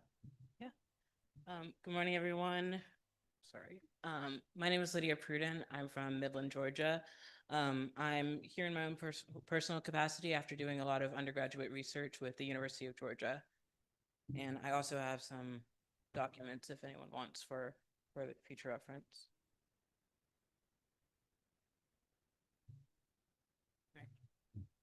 Good morning, everyone. Again, my name is Lydia. Thank you so much for having me here today to speak to you all about the issues facing the young people in our great state. While we have spoken about important topics, many of which we have all been aware of, I want to highlight another issue, and that is political civility and its ties to public safety. I recently graduated from the University of Georgia with a political science degree, having completed many research projects on the topic of modern political polarization, radicalization methodology, and domestic extremism. What I quickly noticed is how online media plays a role in every aspect of radicalization and has driven political polarization, which fosters the environment for violent actions to be taken. It has never been more important that we talk to one another. Online platforms have created the perfect place for ideas to be shared and for people to learn, but it has led to a deeply polarized society that values ideological purity over nuance and collaboration, while breeding extremism in the background. Gen Z and Gen A are actively involved in online spaces and in politics. We are constantly inundated with the idea that everything is political, and not caring about every single issue makes you privileged and entitled. It has required us to pick a side and fall in line with everything a group says and does, because others will assume we disagree with other things where we might not. Online platforms perpetuate the issue by funneling people into specific groups, prioritizing engagement over discourse. Without civil debate, people begin to develop an us versus them mentality, which causes our country to be further divided. I'll tell you my story, which echoes so many more in my generation. During middle school and high school, I spent hours and hours and hours on YouTube, Instagram, and TikTok, being told of all the hard things people across our nation were facing, and being told that the people and the ideas that they supported were evil. At the same time, I was becoming politically active for the first time and having conversations at my lunch table where we would all parrot the same talking points we had heard online without entertaining the validity of other ways of thinking and other sides of the argument. In fact, we demonized other viewpoints, creating an atmosphere of ideological purity that was created by our almost identical social media feeds.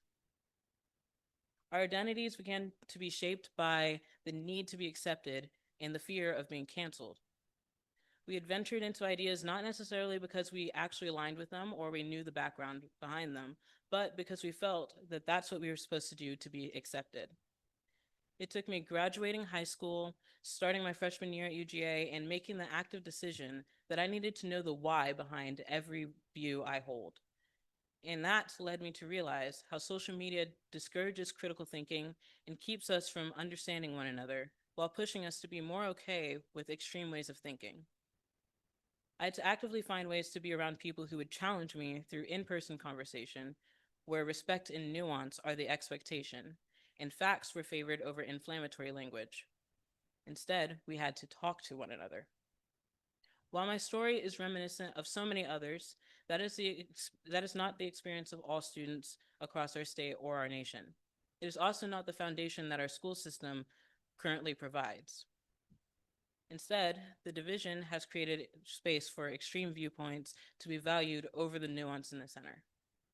As you heard in my story, young people can be convinced to try and think about many different things, whether good or bad for social validation. Social media has spurred on good challenges such as the trash bag tag, which cleaned up communities across our nation in 2019, but it has also led to dangerous or even deadly trends found online. We saw that in the dangerous Tide Pod challenge in 2016, but more recently, we have seen that with the blackout and Benadryl challenges in the past 3 years. In the same way, young people can be radicalized and made into future violent actors. In 2014, an investigation discovered that Columbine had been linked to 21 completed and 53 thwarted school-targeted attacks. The FBI reported 80 copycatted mass attacks by 2024, sorry. What I want to highlight is that many of these perpetrators were not yet born when Columbine took place. Many learned about the attack online. Some were even welcomed into online communities that were focused on Columbine. In most recent copycat waves, many were radicalized through YouTube recommendations and forums like Discord. Both styles of platforms have provided the space for potential actors to find the information they need to plan, acquire, and carry out an attack alongside the push to go through with it. Social media platforms have long fostered the environment for radical belief systems to be tolerated and celebrated. Platforms like TikTok, Instagram, and YouTube feed content to users that will keep them online, swiping, liking, and sharing. All of these are actions that result in users falling into rabbit holes of confirmation bias, where information can be quickly catastrophized into misinformation, or feed on an individual's fear, poor mental health, or other stressors. Discord and Roblox, which we've talked a lot about today, prioritize building communities online with people who have similar interests. While that can be a great thing, extremist groups have also been used to use these forums to their advantage.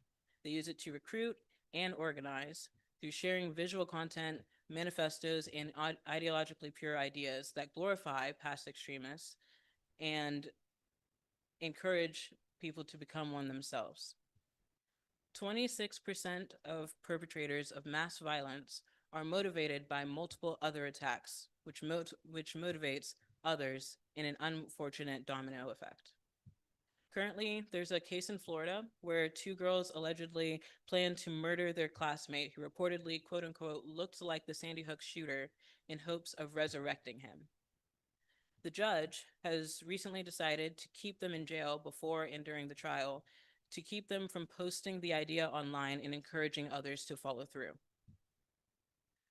Clearly, our judicial system is already recognizing the threat and sharing glorifying social media content that they pose. Now we have to take the steps to create legislation that can mitigate that risk and bring back discussion to our society. Between 2013 and 2016, the Combating Terrorism Center at West Point reported 38 federal prosecutions of threats. Between 2017 and 2022, most notably after 2020, there was an increase to 62. While I have addressed one clear avenue of targeted violence, there are many more, such as assault, arson, and assassinations, which we've heard a lot about in the past few years. If we continue to actively ignore this issue, we will continue to lose free speech, the free speech value that the United States was founded on, not because the government is taking it from us, but because we're taking it from one another. We will continue to lose American lives in schools like Uvalde, on campuses like Utah Valley, and in states like Georgia. While the threat of political violence does not look the same across the political spectrum, it is a problem for the entire spectrum, and we can address it in several ways.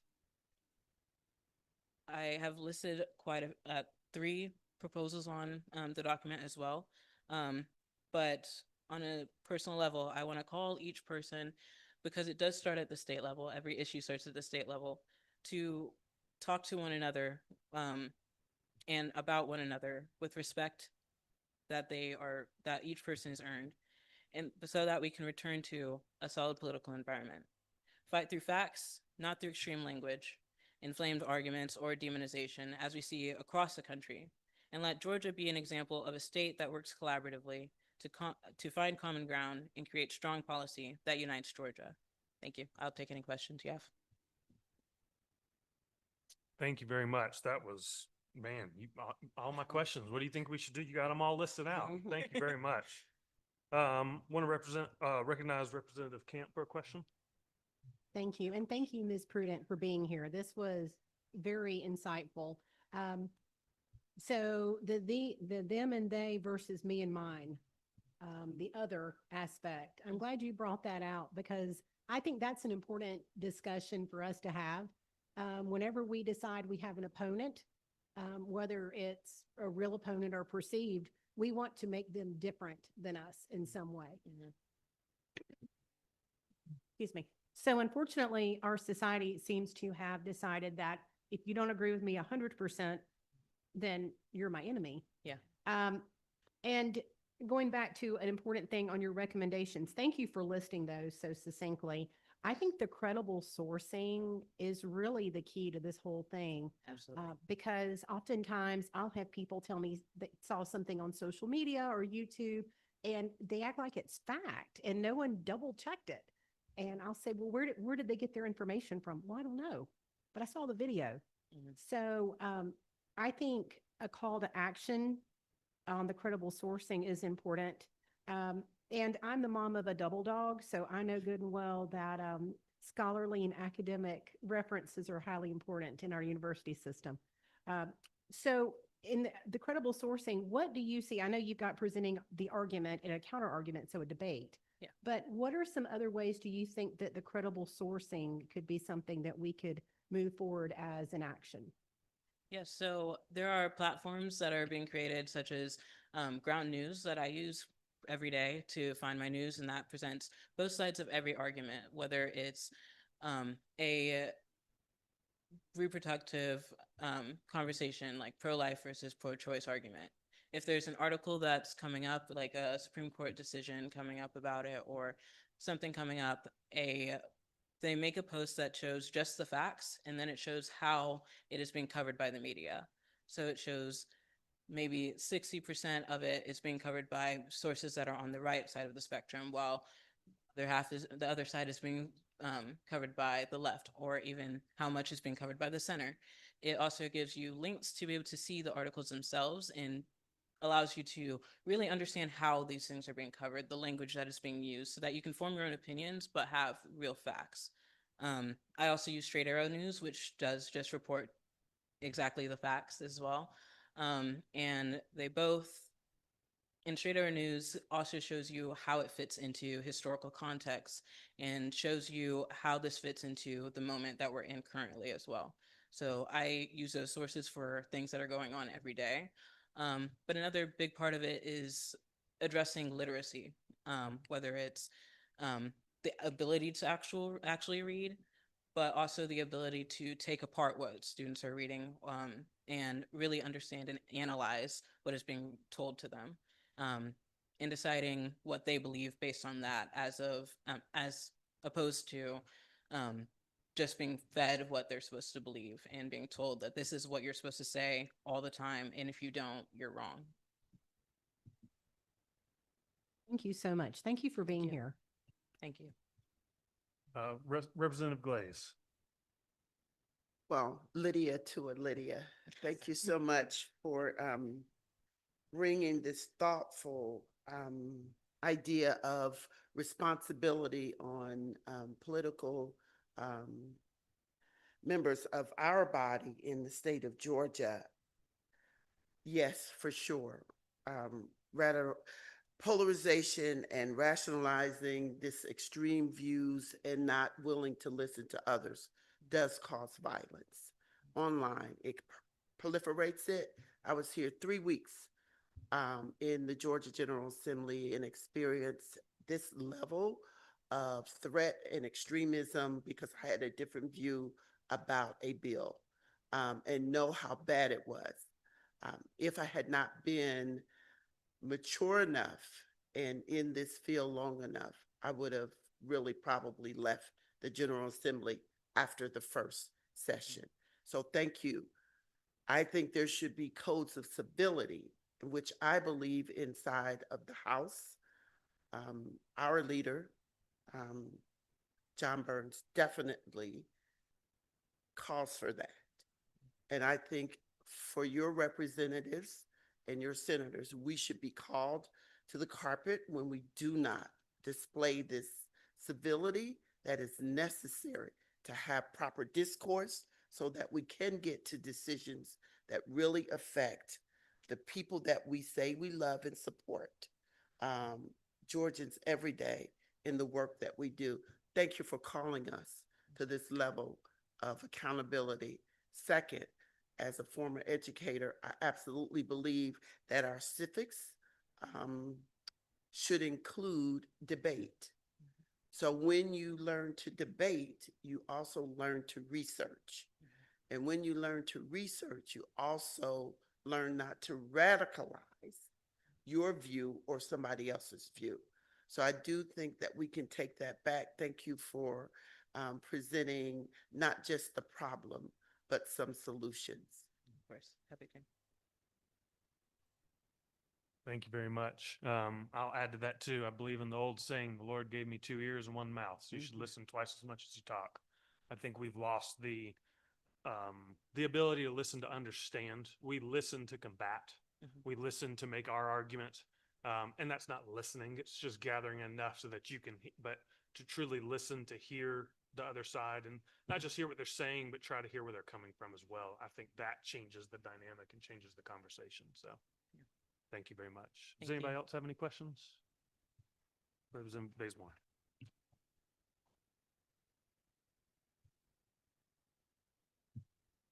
Good. All right. Oh. Thank you, Mr. Chair, and thank you for your presentation. So appreciate it. I just wanted to add, I agree with my colleagues here on what was said, and I found when I came into the Georgia General Assembly that we have to build relationships on both sides of the aisle. We can't get anything done for our constituents unless we build those relationships, unless we listen to one another. I know this past session, not the special session, but the session, we worked so closely together on a bill, human trafficking, which I'm passionate about. We worked together, we looked at the language, and we moved forward. And that did get across the finish line. And so that's what we have to look at. And it doesn't matter who gets the credit, who's benefited. That's good. And that's what we have to look at together to make sure we were representing our constituents. And just like that, we have to look at it that way for this too. Because our children are being abused, our children are being taken, and we have to stand up together to find a solution. So thank you. Appreciate it. Thank you. Thank you so much for presenting. Thank you for coming and sharing your story. Thank you.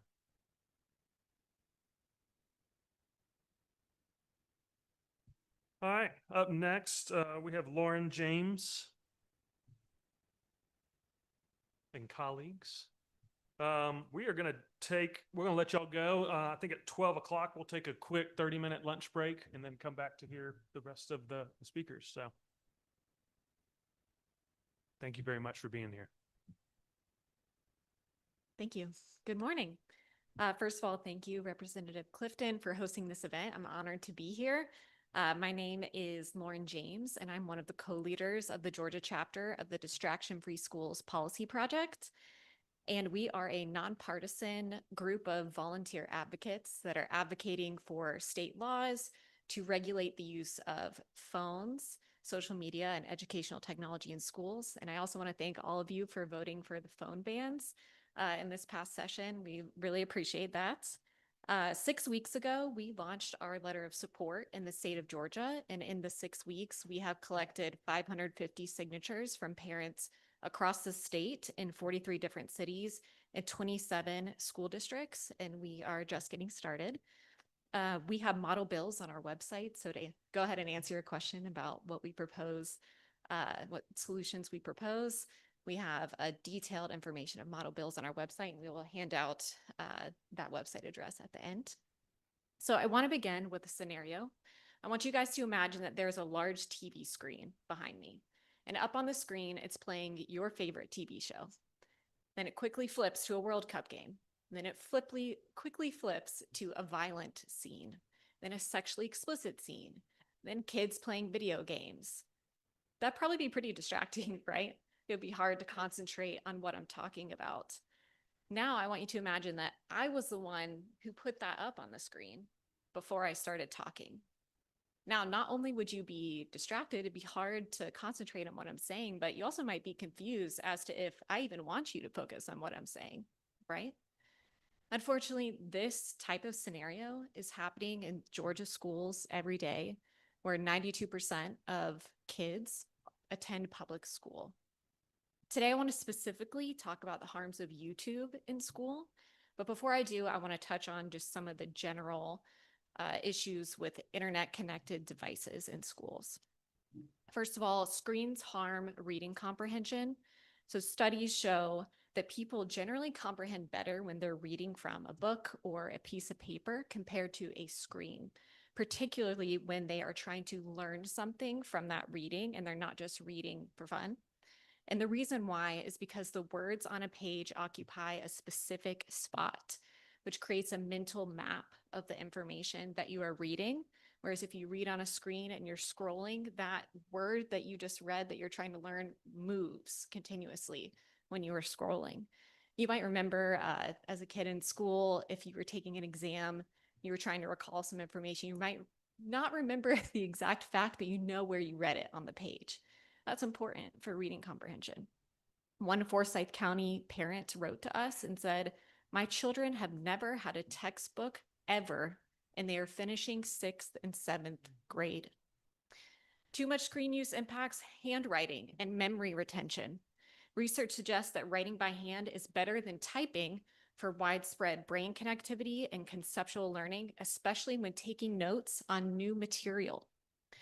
In our survey, parents across many school districts like Cherokee, DeKalb, Fulton, and Bryan counties describe their child's handwriting as deplorable, atrocious, terrible, horrible, and could be so much better because they do not spend enough time writing in schools and they type instead. Screens also induce multitasking and a decreased ability to focus. Studies show using screens like laptops or tablets during class is associated with frequent multitasking and lower test performance. Studies also show that even a student sitting next to someone else that is multitasking decreases their test performance. An Atlanta Public Schools parent wrote to us saying, my son's attention span is absolute garbage because there are too many screens. He's not learning anything."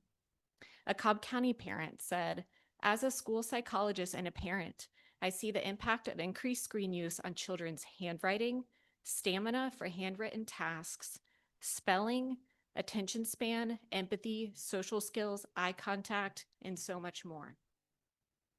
Screens provide easy access for students to cheat. Studies show cheating is more difficult to detect and control in online exams. A Georgia teacher wrote to us saying, "Cheating is everywhere all the time. Technology aids this.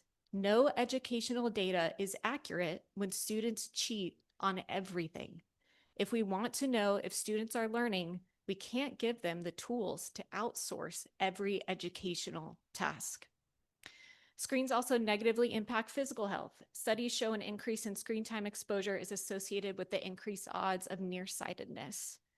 A Franklin County parent wrote to us, "My son needed glasses due to being on the Chromebook all day at school. The doctor even confirmed this." A Coweta County parent wrote, "My child needed glasses." Studies also show teens engaging in screen-based activities more than 2 hours per day experience a decrease in sleep. A DeKalb County parent wrote us, "When my daughter has homework on IXL, she often needs to complete a great amount of work in very little time. And that means she ends up spending a long time in front of the screen late at night because her homework is on the screen. The stress and the screen disrupt her sleep." A Decatur City Schools parent wrote us, "Their child experiences poor sleep patterns after screen time." Screens also create data privacy and security concerns. A study showed that 96% of K through 12 applications transmit student data to third parties for advertisements and analytics. A Fulton County parent wrote us, "I work in data privacy. The type of devices schools tend to use, like Chromebooks, are not even the most secure option, but they're the most convenient. There may be a lack of awareness of privacy practices and policy changes as it relates to these device manufacturers that could impact the privacy of these children without anyone realizing it." The overuse of screens in our schools in Georgia is a problem. But today I want to do a deeper dive on YouTube in schools specifically. Does YouTube have goals of educating our youth? While some team members at YouTube may have pure intentions, others certainly do not.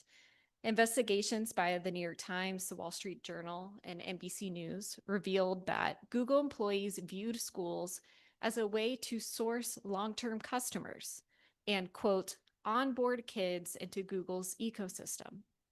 One 2015 memo specifically showed that YouTube employees noted that their site traffic was much higher on the weekends than it was on the weekdays. And they mentioned that, quote, increasing usage in schools Monday through Friday could decrease this gap. YouTube was aware via this investigation that its algorithm would recommend videos to students during school that have nothing to do with their lessons, including addictive gaming and sexually graphic content. I now want to share more parent testimonials from around the state specifically about YouTube.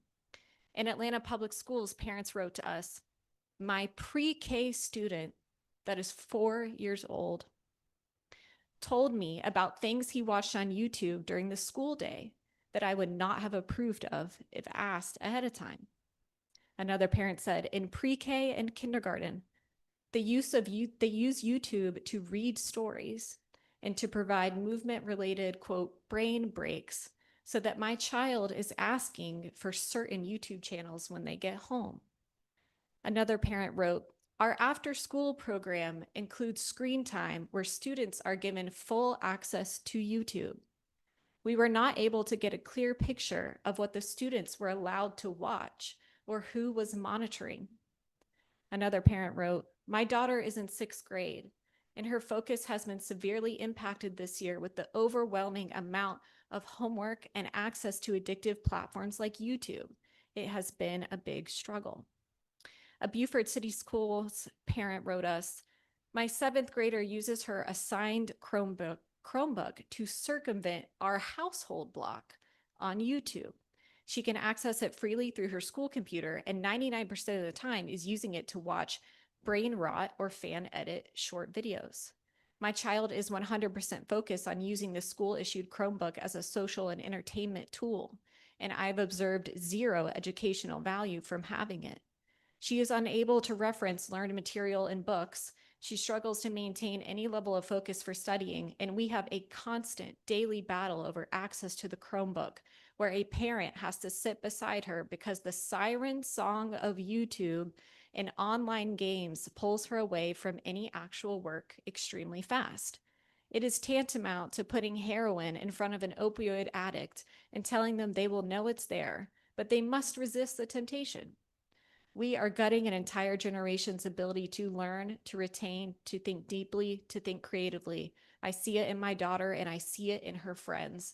And as a parent, I feel helpless and unable to help my child escape from an abject failure of our educational institutions. If they were learning to code, learning to build agentic AI models, or even learning to properly type, that would be one thing, but they are doing none of that. They are learning how to use a device to stay entertained and experience zero friction. We must change course. A Cobb County parent said, "My son came across porn on his school laptop in middle school." A DeKalb County parent said, "My son is 7 and comes home from school talking about videos he saw on YouTube and fun games he played on some Chromebook app. He talks about how he can't wait to go back to school tomorrow so he can continue his video game. I think it is inappropriate for my child to be exposed to addictive and brain-rotting screen time when he should be learning. Shouldn't he be bringing home drawings and crafts he did in his free time? Or songs he learned, or fun clapping games, or whatever instead?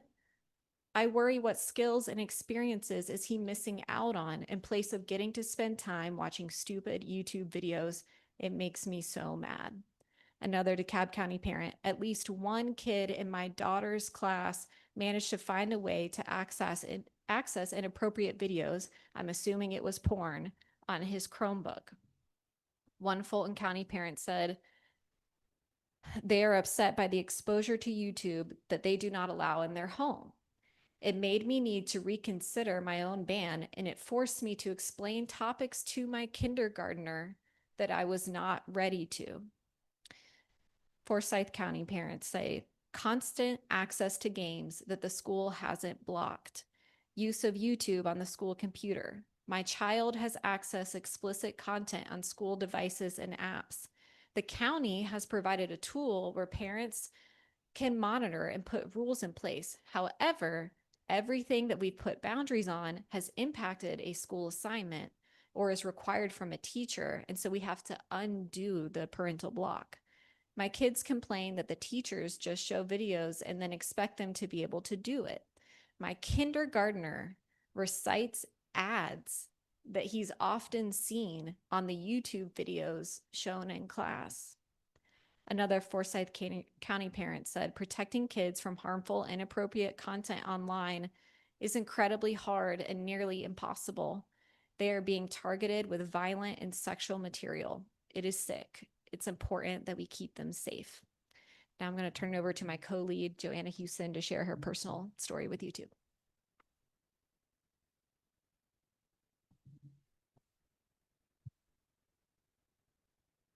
Thank you, Lauren.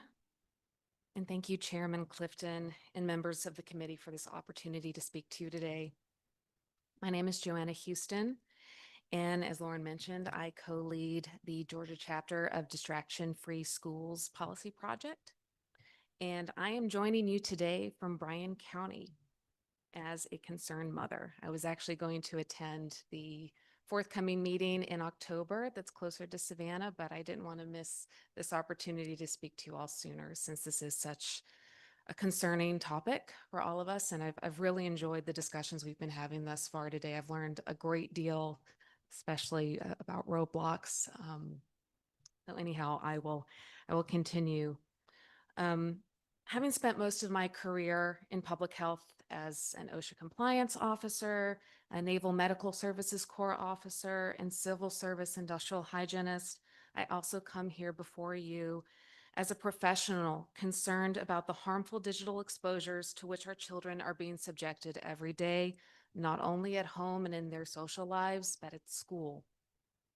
In an effort to shed light on what is happening within the institutional walls of far too many public schools within Georgia and across the country, I'd like to share a discovery I made earlier this year while examining my son's school device usage. Since then, I have shared our story with a few national outlets, most recently as part of Jennifer Valentino DeVry's June 4th New York Times article, or her investigation into how technology companies have targeted students in schools. In January, while logged into my son's school-issued Google account, I located and exported his YouTube watch history. He was 11 years old and in 6th grade at the time. What I found shocked me. Over approximately 6 months of available history data, spanning from the final week of 5th grade, which was in May of 2025, until January 26, my son had accessed more than 1,800 YouTube videos during instructional hours from his school-issued device. This was a Chromebook. After pulling metadata from YouTube to identify each URL and cross-referencing viewing timestamps with his bell schedule, I was able to develop a more clarifying yet deeply concerning picture of how his average school day was being spent. Sports videos, explicit music videos, algorithm-driven content, or as we've commonly heard here today, brain rot, videos of people playing Grand Theft Auto. Approximately 98% of the video titles had no apparent educational value and could not be connected to any classroom lesson. To help illustrate these findings, I've included some figures in the documents. We'll be disseminating those after our talk concludes. But these include a culmination of the videos accessed during each class period during this time frame and a breakdown of the video content categories. Naturally, I brought these findings to the attention of school administrators and eventually district leadership, including both the superintendent at the time and the IT director. However, despite repeatedly expressing my concerns and explicitly requesting that YouTube be blocked on my son's school device, beginning in as early as February, no action has been taken to date, and YouTube is still widely accessible within the district. At no point before or during the school year was I informed by any school official or teacher that the same version of YouTube that is widely accessible to adult consumers would be accessible on every student device during the school day. Although the district uses monitoring software called LineWise to track student device activity, parents are provided with no visibility into that activity. There is no reporting feature turned on, even though that is available at no cost to the district. It was only because of my background in data analysis and comfortability with spreadsheets that I was able to locate, export, and analyze my son's data at all, a process that still took several days to complete. Now, I want to step back for a moment to address what I believe is really the larger issue at play, because this extends well beyond YouTube or any particular social media platform, which I know has been discussed greatly today and will further be discussed. We are asking our children to navigate their entire academic lives on internet-connected devices. Their assignments, their readings, their assessments, their communication with teachers, all of it runs through a single device that also happens to be a portal to one of the most sophisticated attention capture systems ever built. We are handing kids devices built for adults, expecting them to use them solely for schoolwork, while these same devices have been engineered at every level to pull them away from it. Autoplay, algorithmic recommendations, infinite scroll, notification systems designed by some of the most well-resourced companies in the world to maximize engagement. Because after all, we should remember, functionally, a Chromebook or an iPad provides many of the exact same opportunities for distraction as a smartphone. Meanwhile, districts continue to spend significant budgetary resources on monitoring and filtering software such as GoGuardian, Securely, Lightspeed, LineWise, like I mentioned earlier, adding yet another layer of extractive surveillance to an ecosystem that remains fundamentally dependent on keeping students engaged with screens. At my son's school, many middle schoolers already know how to circumvent district filtering systems. New proxy interstellar sites are routinely created and shared among students, making enforcement a perpetual game of whack-a-mole. Lauren used the analogy of a television playing behind her while she speaks. I'd like to take that a step further. Imagine it's not just a TV. Imagine it's a TV that learns what you like, that starts playing the next thing before you've even finished the last one, and that gets better at keeping you watching every single time you sit down. That is what many parents place in their children's hands when they do give them smartphones, but it is also in many respects what schools across Georgia and across the country place on students' desks through one-to-one internet-connected devices. From a legal standpoint, I would also note that YouTube is classified by Google as an additional service under Google Workspace for Education. Google's policies state that schools are responsible for obtaining parental consent required under applicable law before allowing students to access such services. My son had access to YouTube before his 13th birthday. No informed consent regarding YouTube access was ever presented to me, and no one requested my permission. In closing, I want to be clear about what YouTube is. Earlier this year, as many of you are aware, a Los Angeles jury found that YouTube's design contributed to a young user's addiction and further found that YouTube acted with malice, oppression, or fraud. While YouTube has maintained that it should not be classified as social media, the practical reality is that it functions as one for millions of children. When a school district provides students with unrestricted access to YouTube during instructional time, particularly without a parent's knowledge or informed consent, it is not merely providing an educational resource. It is providing access to a platform whose design has been scrutinized in court and whose engagement mechanisms are specifically engineered to maximize user attention. While these findings are certainly concerning, the tide is beginning to turn nationwide, and there is reason for hope. More than 1.7 million students attend Georgia's public schools, and they deserve distraction-free environments that put learning, safety, and well-being first. We stand ready to partner with you and help make that vision a reality across Georgia. Thank you for the opportunity to speak before the committee, and happy to take your questions, both Laura and I. Thank you so much for sharing and telling us your story. That's very, very enlightening and the access that the kids have. So is there, I know there's YouTube Kids and then there's YouTube at the younger age, or is it YouTube Kids they're allowing them on, or is it the full? It's the full Wow, YouTube. okay. And that was what I was operating under the impression of for most of this time too, was that it was something akin to YouTube Kids or straight up YouTube Kids, but it's just YouTube. Yeah. Even YouTube Kids, you know, we again have young kids, and we're very limited on what we let them watch, and we try to be in the room. So when the show ends, they go to the next one. But I mean, we walked in, stuff they're watching. It's like, I mean, it's not what we're going to watch today. And so, yeah, thank you. Thank you again for sharing. Anybody? Yes. Representative Camp. Hi, thank you so much for being here. That is quite startling, the volume of YouTube videos your son watched. And I certainly appreciated all the information shared. You were talking about them accessing YouTube. Now, I know for me to access YouTube, I have to have an account, and it's linked to my Google email address. How are these kids accessing the algorithm so that their information is perpetuated and they can come back and rewatch a video if they don't have an account? They do have an account How do they have an account? through the school. So they have a Google email address through the school, which enables them to have a Google account, which means that someone had to sign them up for YouTube. Correct. This was, again, no consent was given. This was. So from your observation, Mhm.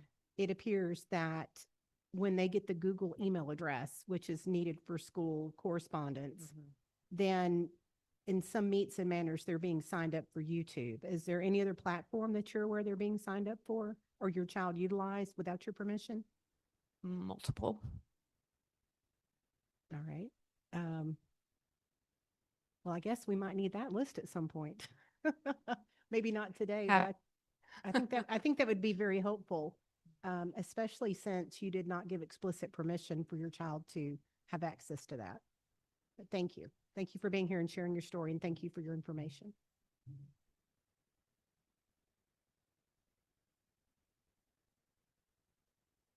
I'm remiss that Representative Thomas couldn't be here. He had a prior engagement to testify at another committee meeting. However, part of this committee, we have created a subcommittee that is specifically for what y'all are talking about. In fact,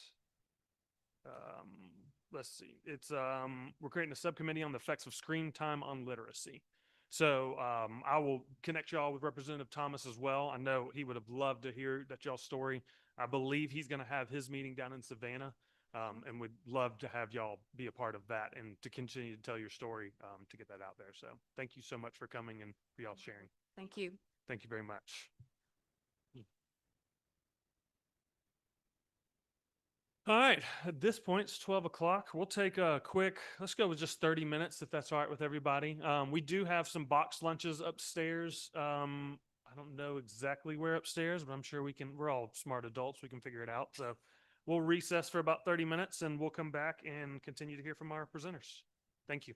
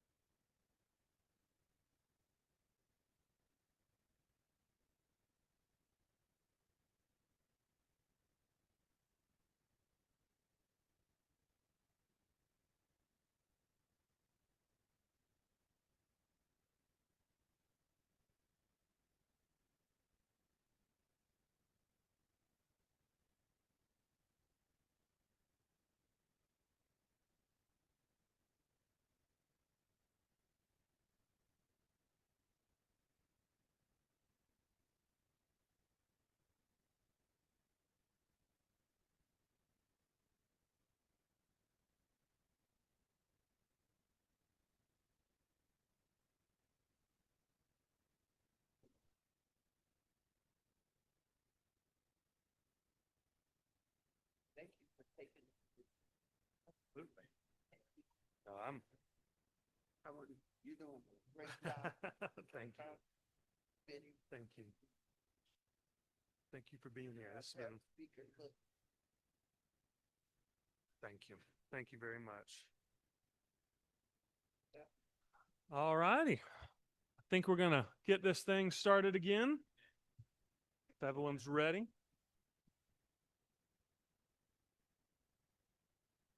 We'll go ahead and reconvene this committee. Thank you all for giving us a quick lunch break, get some good nutrition in us so we can continue to hear from some good speakers. We're going to change it up again a little. I'm going to move things around, and we'd like to have Kyle come and speak next. So, Kyle, if you will. Put you on the spot and I'll give you any notice at all. Just give us your name, background, and Absolutely. the floor is yours. Yes, absolutely. Yep. My name is Dr. Kyle Rocky, and I'm a psychologist. Practice in Blue Ridge, Georgia. And I'd like to thank you, Chairman, for having me, and Representative Johnny Chastain invited me down here to talk. So I'm delighted to be here, and I appreciate the opportunity. I do a lot of things in my role as a psychologist. Of course, chiefly is speaking to children, adolescents, and families, and that's sort of my specialty. I've been practicing for 20 years now. Started out, in the broader field of mental health, but kind of zeroed in on children, adolescents, and families, and now operate a group practice in Blue Ridge.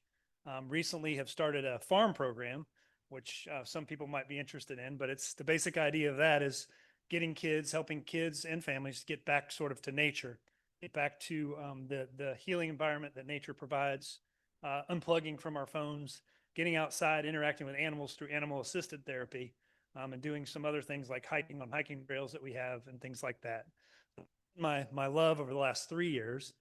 So I've sort of been able to marry, my love for psychology and helping people with also the power of nature and our physical environment. And I've really seen great results, promising results with that. And it does, definitely speaks a little bit to what we're talking about today. But this is a very broad topic, so I really appreciate Representative Chastain when he told me that I have 4 hours today. Just kidding. So I'm just trying to keep it somewhat short. And you guys, I'm just impressed by the wealth of information that I've heard today from a variety of people. And so some of these things you guys have already spoken about. I will say, in addition to being a psychologist, I have a 14-year-old daughter. And so these topics are very, real to me. And I feel, very invested in and appreciative that you guys and all of us are doing something about this problem. So as you know, and I think, most of us in this room know, the online platforms really exploded, in the 2000s. We did have some legislation, some national legislation, that essentially, to me, it's kind of like giving kids a driver's license, that not 16, but they're 13 and they can go out and drive on their own. Now, who in their right mind would do that? Not me. And I don't think many of us would do that with our kids. Unfortunately, kids now, in our online community, they essentially have, the wild, wild west. If they're 13 years of age in a lot of states, they have unfettered access to the internet. And as you've heard today, there's many, many dangers lurking out there, a few of which we've heard today. But there's other ones too. And so I kind of want to highlight some of those things, but I also want to speak to, mental health, because mental health, of course, is my forte and my expertise. So, what is the big problem with online platforms? I mean, I want to say for sure first that there are benefits to online platforms, right?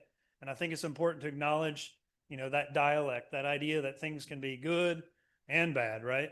And what we're looking for, what you all are hoping to find, I think, is that balance. So, what do online platforms do for us? Well, they might help us learn Spanish. They might help us learn a foreign language that we want to learn. For me and my daughter, we get online together and we do learn a foreign language together. It's an interactive time. It's a fun thing we do. And it provides a good activity. So there's things like that. There's obviously online learning that kids do when they have virtual days or snow days. It provides opportunity for that. There's, of course, kids. I've had kids that I work with in therapy who move away, 10, 11-year-old kids that have relationships with their community, with their peers. They move away somewhere, they can't connect. Online platforms might provide some opportunity for connection with supervision, right? That's the caveat. That's the balance there with supervision. I'm not going to expect my 13, 14, 15-year-old to supervise themselves on the internet. It's just not a good idea. Just like I'm not going to hand them the car keys. So, I think that's the big part of the problem. Now, what we've seen, are the negative impacts. There's a lot more negative impacts. I would say definitely a net negative, partially because with this rollout that occurred, it happened to me, and I think to a lot of people, it could have been done better. By giving the car keys to the 13-year-old, we've created a problem here. So we have a net negative impact now of online platforms. And some of those things I really want to touch on are the mental health aspects. And that has to do with increases in depression, eating disorders. I can go down the list. Low self-esteem, self-harm, suicide, hospitalizations, poor social skills, the exacerbation of symptoms. I can't tell you how many kids I work with that have, ADHD, and impulse control disorders. And you can tell the difference when these kids have been on, on their phones or online playing games all day. In moderation is okay, but these kids cannot handle, their brains cannot handle that level of experience, that stimulation, right? They can't handle that. And so it exacerbates their symptoms. In addition to that, a lot of kids with autism spectrum disorders, they're drawn to these platforms. And like I said, it's a balance thing. Now, in some ways, these things can be good for them because they are able to connect to other kids where they have difficulty connecting, maybe person to person. Because as part of what they're struggling with as autism is this sort of overstimulation, this feeling of fear of talking to other people. And so it sort of allows them, gives us this window to relate to other people. The problem is it goes too far and it becomes not just a way, but it becomes the way. And then suddenly, they're not able to connect to other people because they over rely on this online experience, whether they're games or internet or social chatting, things that they're doing. They become, just so enmeshed with that system that they forget about the rest of the world going on, around them. I've definitely had children that I feel like that I was working with that sort of got lost in that virtual world. I've had kids that I've worked with that have not been able to peel themselves away, and nor have their grandparents or their parents that are trying to get them away from the computer to come into sessions. Even like they're canceling sessions because they stayed up all night online playing games or engaged in social media, and they can't come to their therapy session. That's a problem, definitely. It also encourages some obsessive compulsive type of behaviors. I'm gonna talk a little bit about pornography and gaming. Those things in moderation, perfectly fine. But the problem is a lot of times they're not in moderation. They're not supervised.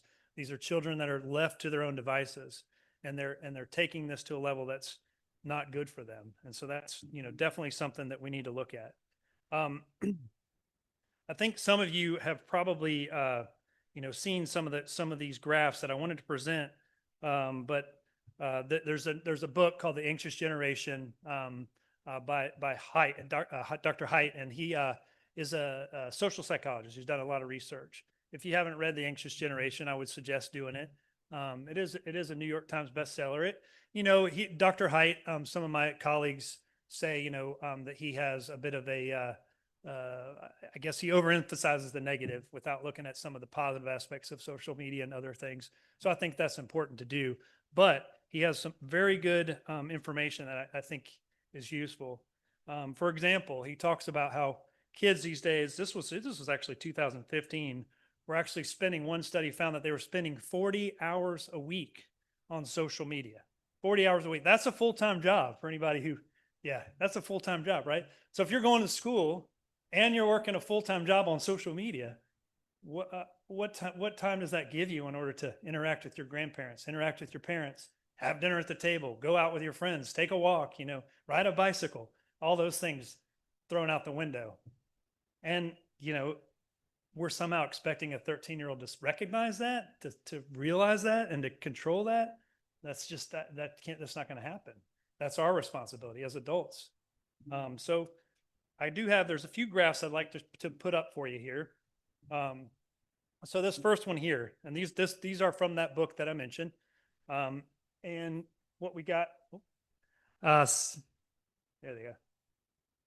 So this first graph is going to starts to talk about in the early 2010s, the major depressive disorder episodes, that the increase. And what you can see here is social media platforms affect, first of all, 2 points. They affect girls in different ways than boys. Okay. So girls, they tend to be internalizers, right? They suffer from things like depression and anxiety at a higher rate. Not that boys don't, but they suffer at a higher rate from those things. Boys are externalizers, right? They tend to engage in problematic behaviors. So with them, what we see is more of the problematic pornography use or the internet gaming, that they get, some of them, addicted. But this graph illustrates girls. This is the rise from 2005 to 2020 here. You guys can see the 12 to 17-year-olds, the number of depressive episodes and how steep that climb is. Okay. What we're going to see, if we go to the next slide here, we're going to look at the U.S. prevalence of anxiety. Okay. And again, if you look at the younger group, see how much more impacted they are, that the top line there, 18 to 25-year-old. See, can you all see that from 2008 to 2022, that incline, that steady incline of just spike? Right? When did these smartphones come out, right? When did they start? We can all see this, right? This wasn't COVID. No, this wasn't, I don't know what, this wasn't global warming. This was cell phone. This was, social media, internet. If we go on to the next page here, we can see social media users and, U.S. adolescents here. Again, we see the sharp incline. You see how quickly all these just shooting up from 2008 to 2015. And this, so this is what we're seeing. And go on to the next one. I'm going to try not to spend too much time on each slide here, but this is some actual data. So if we say, okay, well, how are they measuring depression?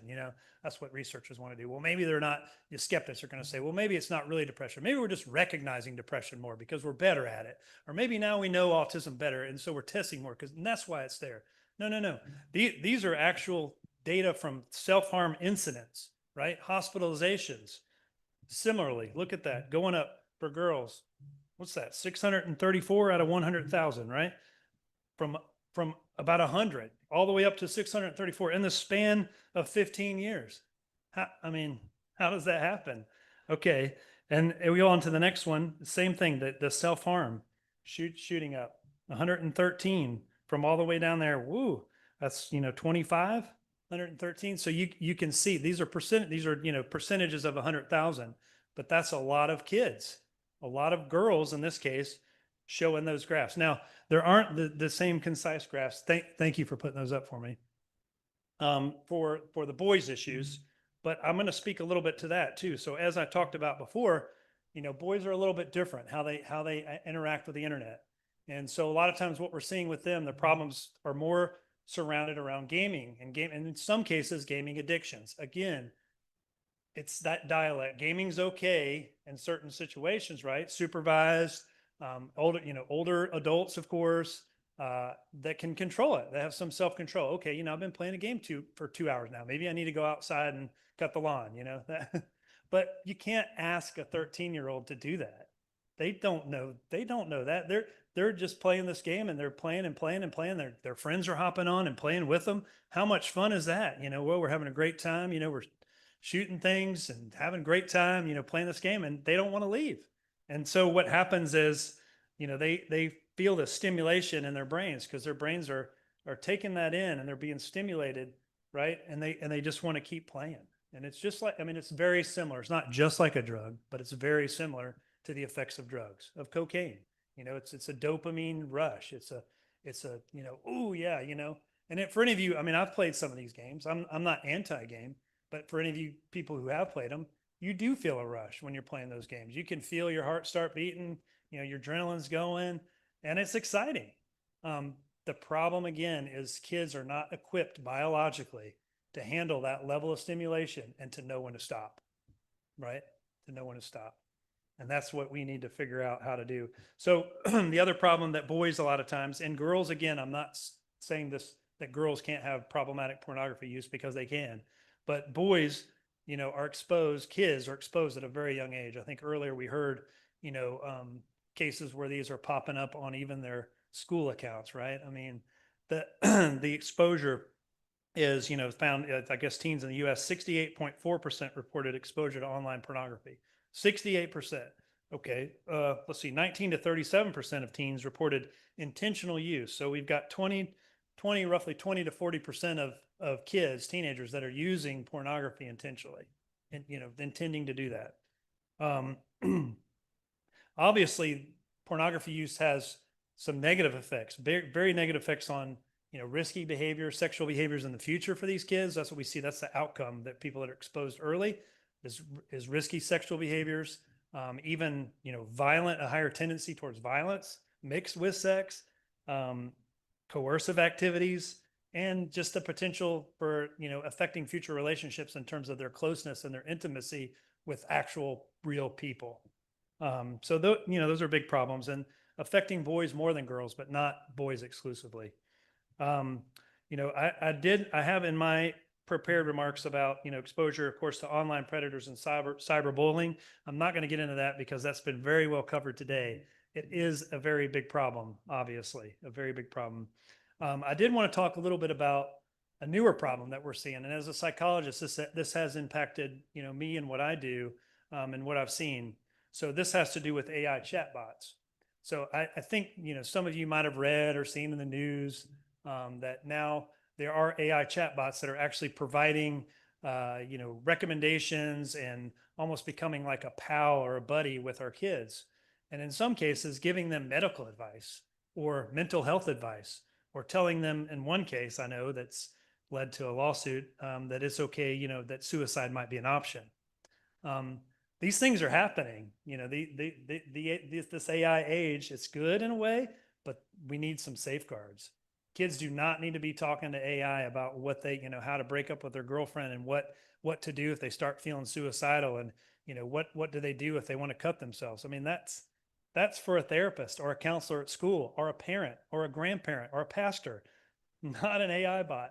It's too complex and tricky, and I'm not going to trust the safety of my kid to an AI bot. And I don't think any of us want to do that. So that needs some looking into for sure.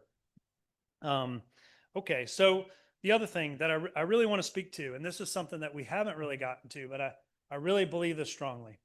And that is, we need to ask ourselves not just about what harm the content that the kids are looking at, what these social platforms are doing, but we also need to think about, what are they missing out on? What are they missing out on when they're online doing all these things that we're talking about? Social media for 40 hours a week, gaming for who knows how, pornography, whatever they're doing. That, sure, that's problematic in of itself. But what about what they're not doing? What about, they're not going and somewhere with their friends and playing and having a good time? They're not going to the arcade or go biking outside or walking down a trail at the local park. They're not engaging in family dinners. A lot of times, you guys have probably seen, even when you go out to eat, you see families sitting around, they're all on their cell phones. I mean, it's like, hello, I think that we really need to get back to in-person communications, to the physical natural environment. And I know a lot of you probably hear this buzzword, mindfulness. What does mindfulness mean? Mindfulness just means being present, just being present, being real. And I think our kids are losing that. They're missing out on that, which means they're not going to have the empathy and the care for other people. They're not going to have the social skills to carry on a reciprocal conversation back and forth, to debate, to talk about issues. They're not going to know how to do that. We have to figure out how to help them and connect back with the physical world, nature, and with each other in person. So that is one big thing that can be done. I have a list of several things, and Representative Chastain has a copy I'm going to ask him to share with the committee members. But I do have, some recommendations that fall in line with some of the things we've heard today. I will applaud you guys for passing the legislation to increase that age And I hope, as the Attorney General spoke, that that gets, carried out, so that kids under 16 cannot get access, like they are now still, because that's a big problem. So that's a big thing. And I mentioned the thing about the AI, and also I agree with the schools. The person who spoke earlier about the school situation where kids are learning on tablets all day long. So if you're learning on tablets all day long, and then you're returning home and you're potentially, looking on your smartphone or playing video games or whatever, how much screen time are you getting? I mean, so if you're getting 40 hours of social media time, plus how many hours of that is at school? You're also getting that much more. So is that like 2 full-time jobs online? I mean, that's a lot of screen time. And I don't know about you guys, but when I look at the screen, I have to do it for my job. And when I get off 2-3 hours, my head hurts. I got blurred vision. I don't feel very good. I need a break. I need to walk around, and kids aren't getting that. So I think that limiting teachers, teachers need the most support because they have a very hard job. But the current situation where the kids are learning on their tablets or their Chromebooks all day, every day, is just I don't think it's good for kids' brains, for their eye-hand coordination, for their focus. It's not going to help a child with ADHD. It's not going to help a child with autism. It's not going to help kids learn how to interact with their peers. They're not going to learn a lot of the valuable skills or have the unique experiences that they would have with their teachers, because they're on those tablets, and that's what they're relying on for learning. So I think that's a big recommendation. I like the idea of the phones not being in the schools, of the ban. I think that was a very good idea. I applaud y'all for that as well. Elementary and middle schoolers don't need to be on their phones, I hope my daughter won't be too mad at me if she sees this, but it's true. It's true. And, I'll go a step further and I'll say, I don't even know that high schoolers should be on their phones. I mean, you're there to learn, get, wrap up what you need to do on your phone before school and after school. You don't need to be on your phone. Think about this too. I think I know I'm probably running over, but when you see kids, and they're in the classroom and they don't have phones, like some schools say, we're just going to take, just don't get on your phone. But what happens as soon as, like with high schoolers, as soon as the class is over, they're on their phones, scrolling through their phones, right? Are they talking to the other classmates? No, they're not. They're not having those interactions, right? They're not.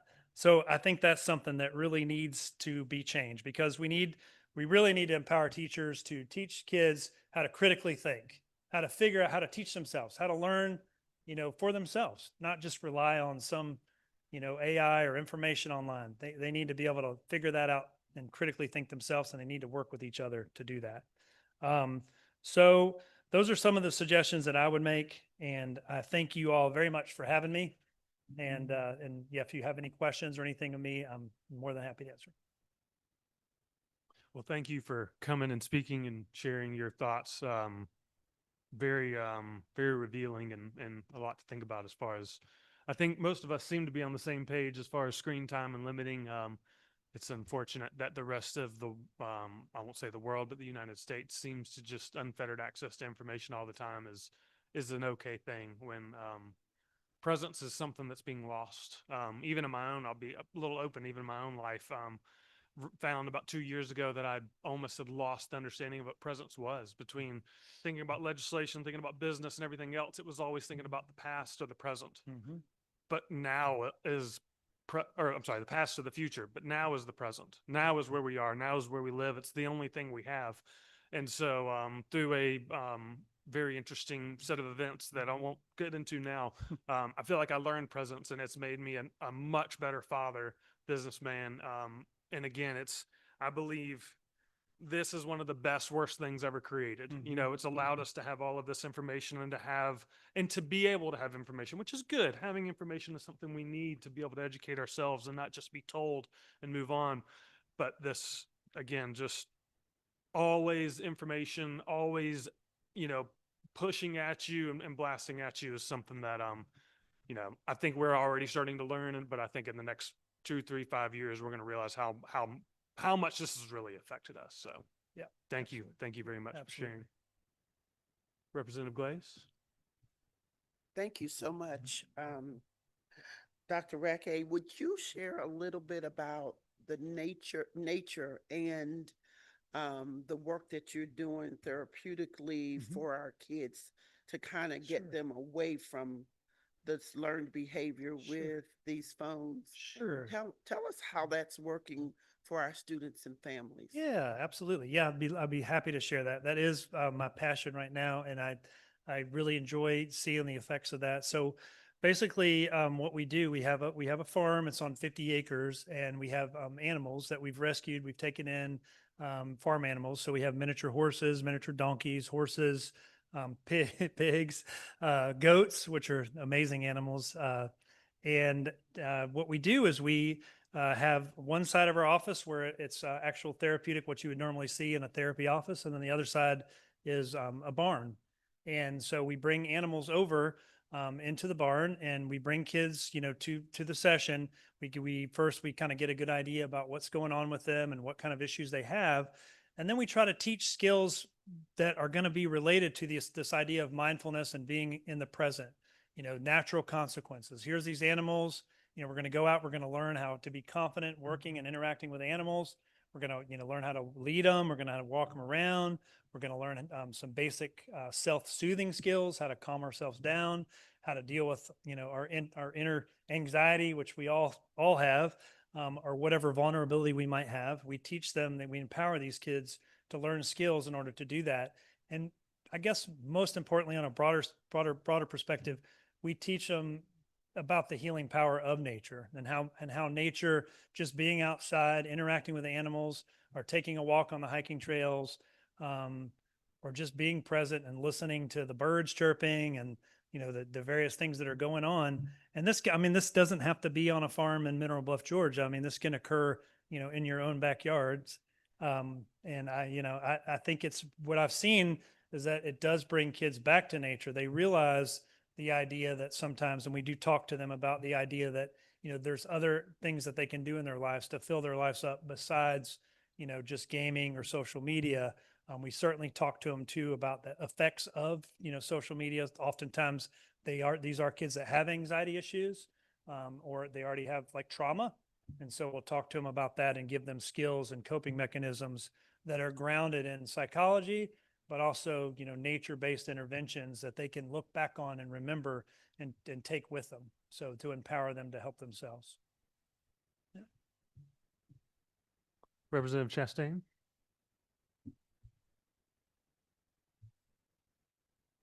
See it. Thank you, Mr. Chairman.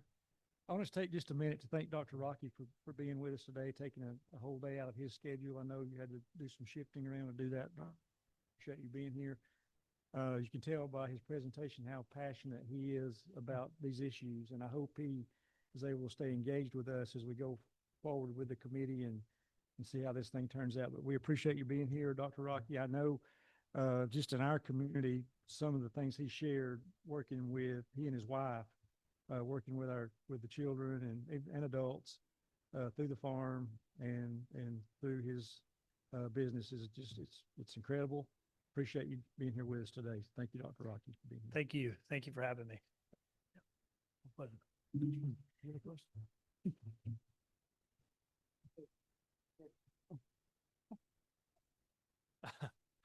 Thank you again, Dr. Rocky. We appreciate you coming and spending time with us.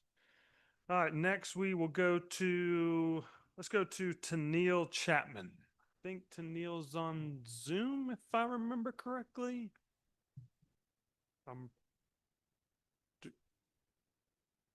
No one's joined. Okay.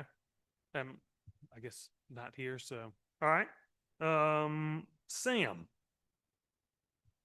love to have you come up and speak.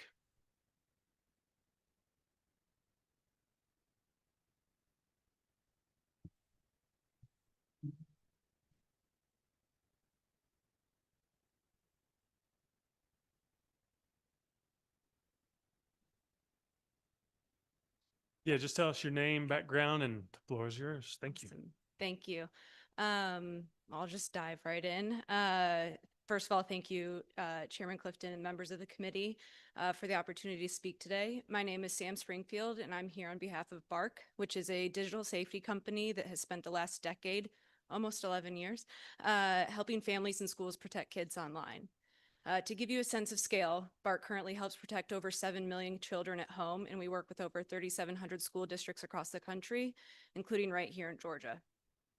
In 2025 alone, our systems analyzed a record 11.1 billion digital activities across the families we serve.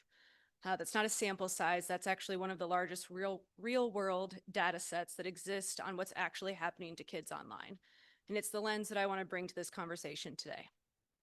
To my knowledge, BARC is the only entity willing to put a real number on how often kids are actually encountering harm online, both harmful content and harmful people, and to say specifically where it's happening.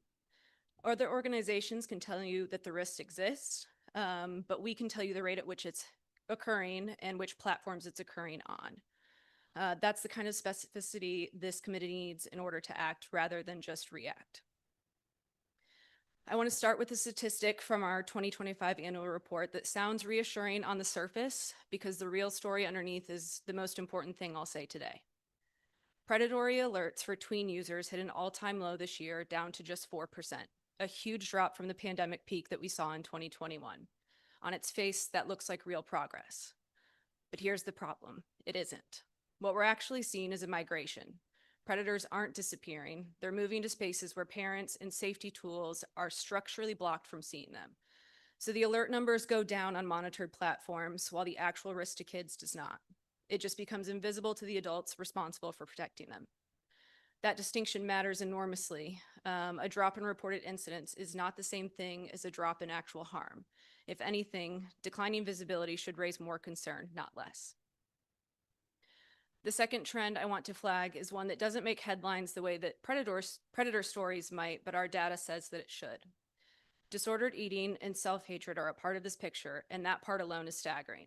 Engagement with that kind of content has increased 651%, or 650% since 2021, according to BARC's data, reaching children younger than we've ever seen before. But I don't want to leave you thinking that that's the whole story, because it isn't. As we've discussed today, anxiety and depression now show up constantly in the conversations between kids today. Self-harm and suicidal ideation are not rare alerts in our system. They are some of the most common ones that we're sending to schools and parents. We're seeing a real shift in where that crisis is living online. Platforms built around searchable, permanent archives of content rather than messages that just disappear have become a magnet for this kind of material. Tumblr, for example, which I'm a Tumblr kid, grew up on that platform, is back, and it has become the single most flagged app in our entire system for severe suicidal ideation and depression. Kids aren't just scrolling past this content, they're seeking it out, saving it, and returning to it. So when we talk about social media harm, I'd ask this committee to think beyond stranger danger. The platforms themselves, through recommendation engines built to maximize engagement, are shaping how kids feel about their own worth, their own safety, and in some cases, whether they want to keep going. That's a harder problem to legislate around than a single bad actor. It's arguably the more pervasive one, and it's the one I want this committee to sit with today. I know we've spent some real time discussing Roblox today specifically, and I'd like to add a little bit to that. It is one of the most widely used platforms among kids in this country. Over 40% of its users are reported to be under 13, and a large share of 9 to 12-year-olds in the US play it regularly. It is, for some families, a child's first sustained experience with an online social environment. It's also become the subject of a rapidly growing body of litigation. Over 150 lawsuits are now consolidated in federal multi-district litigation in California, along separate actions filed by Texas, Louisiana, Kentucky, and Los Angeles, all making a similar claim. Adults have been able to pose as children, build trust, and move kids into private communication outside of the platform's guardrails, where the real harm happens. Roblox has begun rolling out facial age verification and other safeguards in response, something we like to call, smoke and mirrors. It's all a PR play. And those steps matter, but the volume and consistency of these cases tells us the underlying problem hasn't been solved. It's been responded to. And I do want to take a moment, Shalep, to thank you for sharing your story. We're really big fans of what you do at BARC, and what you've experienced alongside the data that we see every day. It stops being two separate issues. It's one consistent picture. His experience isn't an outlier sitting next to our data. It's confirmation of exactly what our numbers describe. So thank you again for sharing that with this committee. It matters and it makes the case for why this platform deserves the level of scrutiny that we're asking for. So what does BARC actually do about all of this? I want to talk about 3 layers of kind of how BARC helps parents, schools, educators navigate what we're experiencing today. So our consumer product, which started out as the BARC app, founded by a dad of 2 back in 2015. We monitor text, emails, and more than 30 social media platforms and apps using AI that we've trained to recognize context, not just keywords. So when our system detects something concerning, things like cyberbullying, grooming, self-harm, sexual content, we alert a parent or a caregiver in real time so they can step in. We're not replacing parents, we're just trying to give them the visibility that platforms won't. Second is our work in schools. BARC for Schools is active in more than 3,700 districts nationwide, giving educators and administrators the same kind of early warning visibility, often catching warning signs of self-harm or violence before they escalate into crisis on campus. I don't have the exact number handy on me today, but we have helped to stop multiple school shootings through our schools product. Third, and this is a newer venture for BARC, is called our Connected Communities program. It's representing a shift in how we think about the problem. So Connected Communities works directly with schools to build digital literacy and decision-making skills starting the moment kids get their first phone, not after something has already gone wrong. It brings parents, educators, and students into the same conversation so that the expectations set at home and the expectations set at school are actually aligned. The idea is simple. Technology can catch problems after they start, but the better long-term investment is helping kids build the judgment to avoid walking into them in the first place. I raise all 3 of these because I think the instinct in rooms like this is to reach for a single fix, whether that's a piece of legislation or a single product. But the reality is that detection tools, school partnerships, and early education all have to work together. None of them alone is sufficient. And I do want to spend a moment on a specific piece of federal legislation that BARC has been proud to support, because I think it's the most practical lever available to this committee and to Congress right now. It's called Sammy's Law. At its core, it would require platforms to allow third-party safety tools, like BARC, to actually see what's happening on a child's account. Right now, many of the largest platforms structurally block that visibility. Parents can install every safety tool available to them and still be locked out of the very spaces where kids spend the most time online. Our Chief Parent Officer, Tanya Jordan, who I'm here today in place of, has put it plainly: we can't protect what we can't see. And right now, some of the largest platforms are keenly aware of that gap and have very little incentive to close it on their own. That's exactly the kind of imbalance legislation that Sammy's Law is designed to correct. It doesn't ban a platform or restrict what a teenager can say online. It simply says that if a parent wants help watching out for their kid, the platform can't be the thing standing in the way. I'll close with the same honesty I'd want if I were sitting where you are. BARC sees most of what we're able to, with the permissions a family or school grants us across the apps, platforms, and devices that we monitor. Where we see something concerning, we alert a parent or educator and help them work through it with the child in front of them. That's the model. Not surveillance for its own sake, but giving a trusted adult what they need to step in at the right moment and to have the conversation that actually changes something. We're not a substitute for that conversation, and we're not a substitute for the legislative work this committee is doing. But what we can offer, and what very few others are willing to offer, is a real number for how often kids are encountering harm online, what kind and where, along with the on-the-ground experience working alongside millions of families and thousands of schools who are living this problem every single day. Thank you for your time, and I'm happy to take any questions. Thank you, Sam, for coming and speaking. I came across BARC in my looking through all of this, and Attorney General Chris Carr actually was on a podcast with y'all's CEO, Tatiana, who wasn't able to be here today. But as I heard about that and was able to speak with her and hear about the platform that y'all have and what y'all are doing, is just, I mean, exactly what we're hoping for. And like you said, it's not an absolute tool. It's not a final, it's not a fix, but it is a tool. It's something that that parents can have, because as much as we're focused on this little piece of it, it's so much more than this. Again, back to the phones and and the access. And so for y'all to have put something together that is not just, again, a keyword, it's more intuitive to looking and helping children is really amazing. So Thank you. thank you. Thank you very much for speaking. What does BARK, what does it stand for? Or just, So it's like your family's digital guard dog. So Oh, okay. as if someone is approaching your home, yeah, it's actually funny. We talk about this a lot. People are always like, why bark? It's, if a stranger's coming up to your home, your dog's going to bark to alert you. We're going to alert you if there's concerning content happening on your kids' devices. I like that. That's awesome. Does anyone have any questions? Well, thank you again. Thank y'all for what you're doing. We look forward to hearing from y'all, and we'll definitely continue communication as we continue to move forward. So Thank you. thank you very much.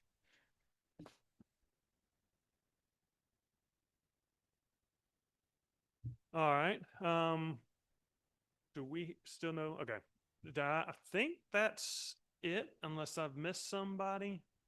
I think that's about everyone we had. All right. Oh, that's something. Yes, please. If you want to go to the mic, yeah. Sharon Winkler. I am the owner and editor of socialmediaharms.org, which is a website that lists peer-reviewed research studies documenting harms from the use of online platforms, now including AI platforms. There are actually randomized controlled studies on AI chatbots that are available now. I got into this work due to the death of my son, Alex, who was 17 years old and a junior in high school. He was basically cyberbullied by an NVE on one platform, and then went on another platform where the recommendation algorithm sent him this pro-suicide. He went to this after he broke up with his girlfriend. He could not handle it, and after 3 days, he died. We knew he was upset because of the breakup with his girlfriend, but I had no idea. I had no concept of these NBC groups or that he was interacting with them until after he died, and we were able to look at his digital devices. So it's been my goal to educate the public about these dangers. And so, Chairman, I really thank you so much for spreading this information. Shep, thank you for your work. It concerns me that the public really doesn't know about this. And we need to let parents and other concerned adults know. So thank you very much, and I thank you for your time. Thank you for speaking. I'm really, really sorry to hear about your son. Thank you for being willing to come forward and share that. Thank you very much. Well, unless we have anything else, we'll go ahead and wrap this up. I, again, want to thank all the committee members for being here, the speakers. Schlep, thank you for being willing again to come and to talk and to share your story. We've covered a lot today. I think we have given a lot of information. We'll be putting some of this stuff out on social media. I'll just say it, in today's society, a lot of this stuff doesn't move all that well. While media is here, and I appreciate media, it's stuff like this just doesn't have the grip that a lot of other things have. So my goal again is to educate, is to get this out on social media, to get this to the parents, the kids, the friends, the cousins, the aunts, the uncles, the grandparents. Even my personal experience, as I've discovered more of this, me and my wife, as we've talked to our friends about what's going on, and I haven't found anyone that knows about it. No one. No one that oh yeah, I've heard Roblox is bad, or I've heard this, I've heard that, but no one that said, oh yeah, I've heard the podcast, or I've seen this, I've seen that. And that I was telling Schlep that his podcast with Sean Ryan is one of his most heard podcasts on, I believe, Spotify. So while this has gone out so far and so many, it's not going as far as we think it is. So with this, I ask you to share your information with your, again, friends, family, aunts, uncles, grandparents.